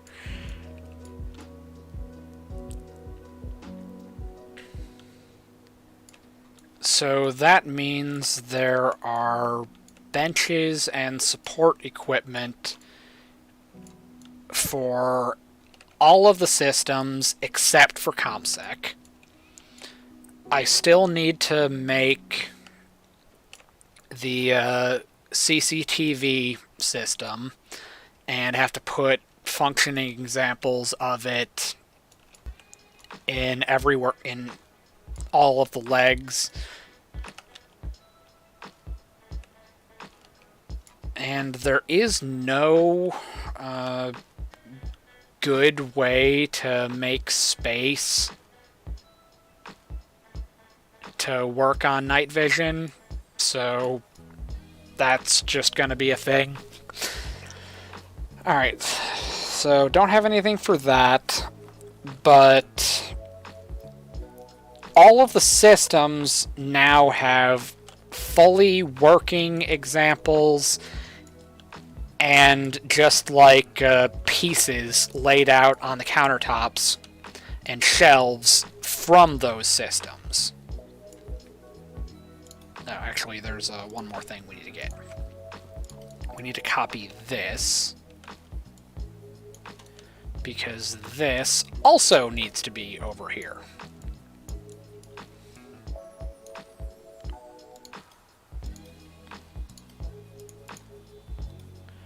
Alright, because if we're going to have monitors for the other stuff, we're going to have monitors for this too.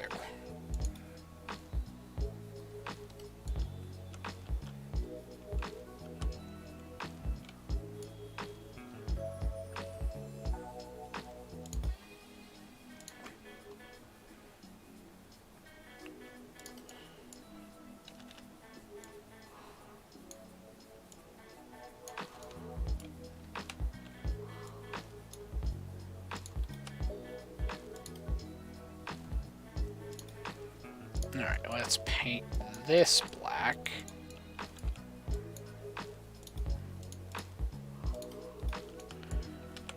Alright, so we've got that. And it's just sitting out here on the shelf like this. Or on the countertop. So we now have functional examples of all of my systems. But the things that I need to add in the very near future, I need to go through and add labels to the groups of systems. And the purpose of adding the labels is specifically so that somebody else can walk through here, or somebody other than me can walk through these mobile facilities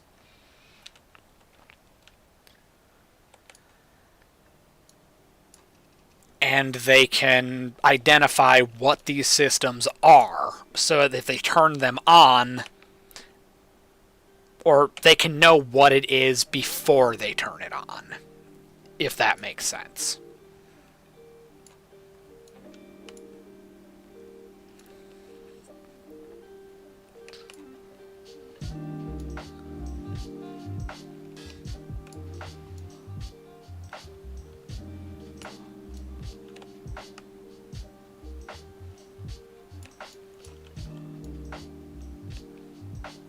But yeah, so far it's actually looking really cool.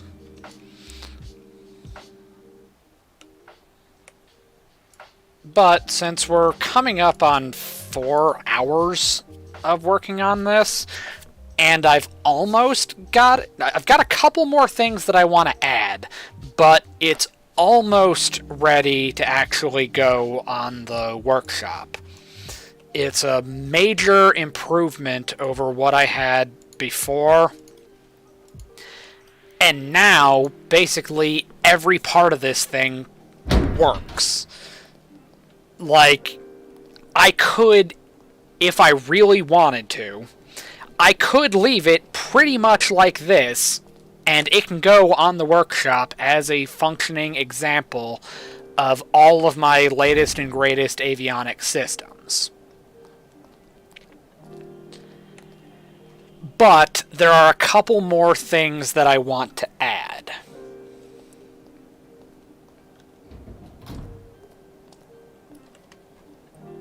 So there are a couple more details and things to work on.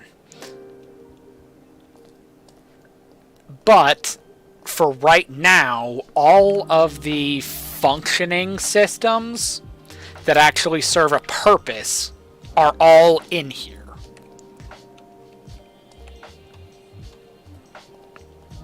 All of the things that actually do something are in this work center right now. So we have 1, 2, 2, 1.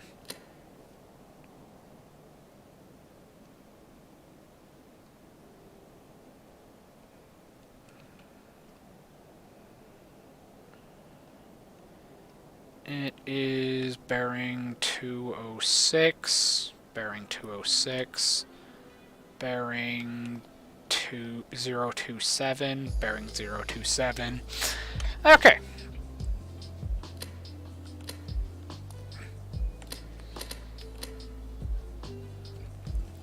So all of the functional systems are present in here. Alright, so let's go... what would be a good... Actually, this would be. Let's go into photo mode.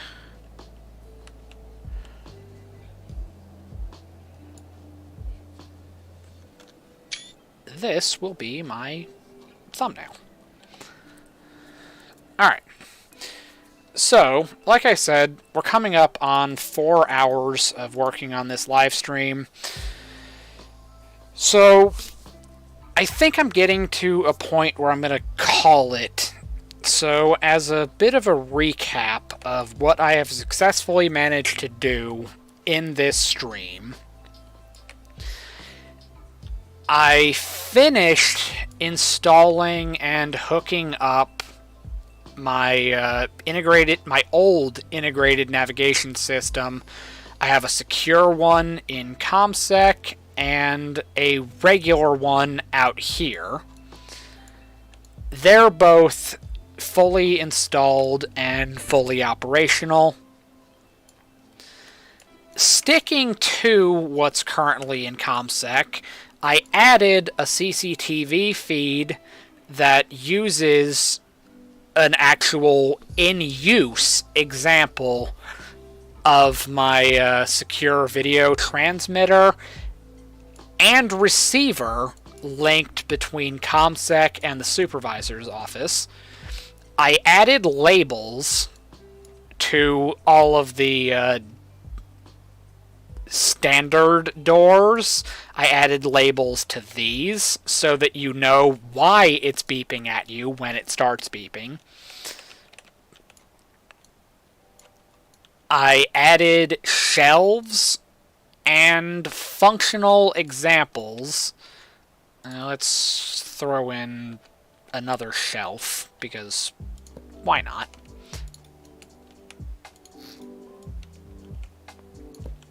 Alright. We've added shelves to the various parts of the work center. We've added, like, a bench, like, test equipment to show that, like, these systems can be worked on. So you can touch them, you can interact with the buttons and switches and all of that, but it doesn't do anything.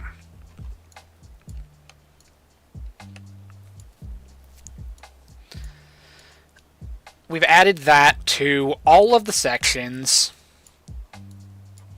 I've added little navigational aid colors to the middle vans and also the central legs.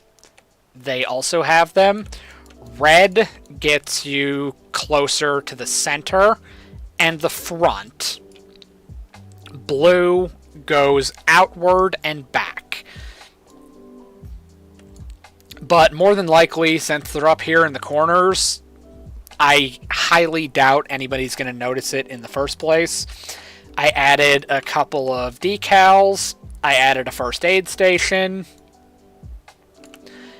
And then I started adding the shelves and test equipment, or at least what looks like test equipment.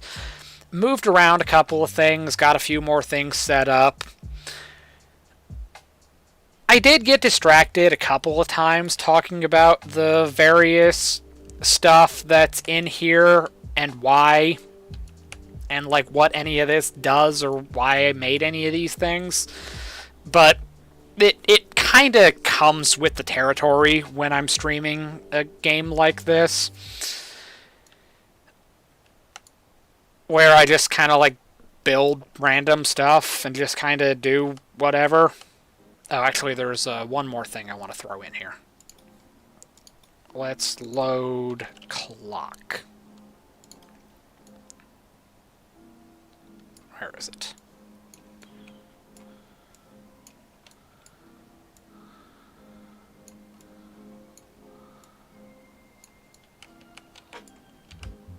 Alright, I just want this right there.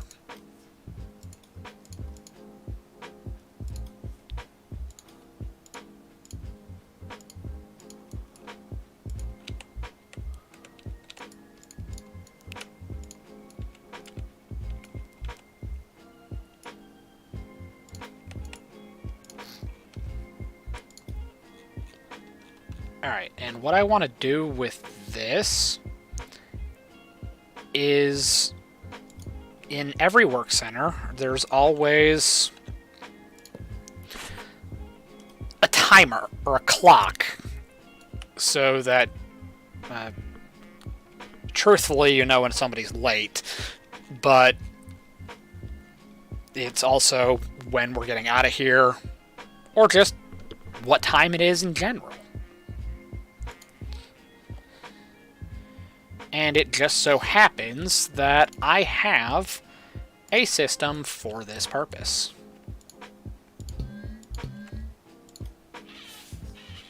Alright, that's not the right thing. I need battery B and that.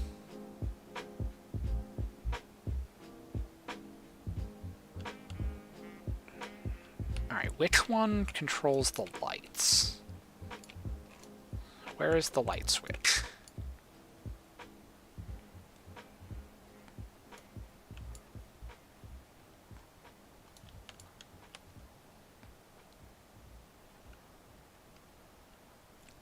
Okay, so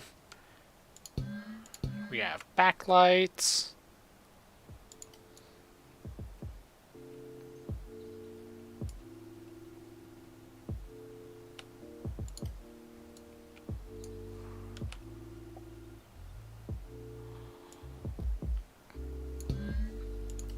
we need a clock.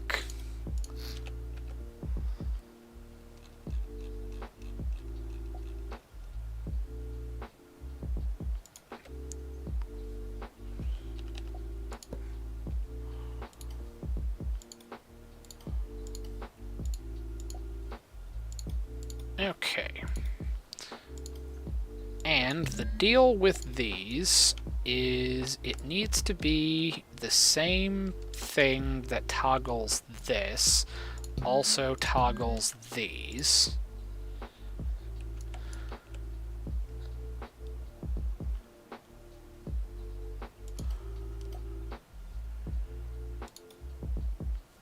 Oh wait, no, we forgot a thing.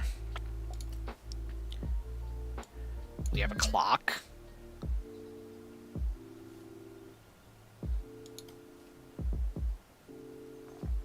Alright, so let's save our work center, spawn in, make sure that specific detail is working.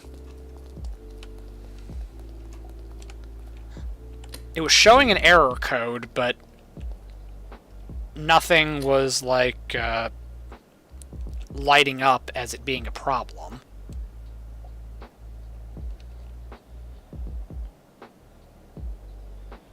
Alright, so heading 135, 135. This isn't really like a necessary system to put on a static structure like this, but it's the only thing I made that's a digital clock, and I had more space to fill, so I put in a heading indicator. So that's just telling you which way the vehicle itself is facing. And it'll tell you the time in hours, minutes, and a 3-digit heading. Serves no functional purpose, but I made it a long time ago, and I just kind of kept it. So, yeah. We're now decently over 4 hours of doing this, and it's actually been very productive. I'm literally down to... I need to create a CCTV system. I'm going to do that off-screen. And I need to fill these with storage and support equipment. And then I guess I probably could put a generator to recharge the power, but it's got solar panels and a lot of batteries. I don't think power is going to be an issue. And if you spawn it in as like a mission or an environmental add-on, it can just have infinite electricity by default. So it's not likely to run out of power. But the point is, I've been doing this for a long time, and it's probably about time to call it a day. So, this seems like as good of a stopping point as any. So, this has been Stormworks Build and Rescue. Thank you all for watching, and hopefully you have a nice day.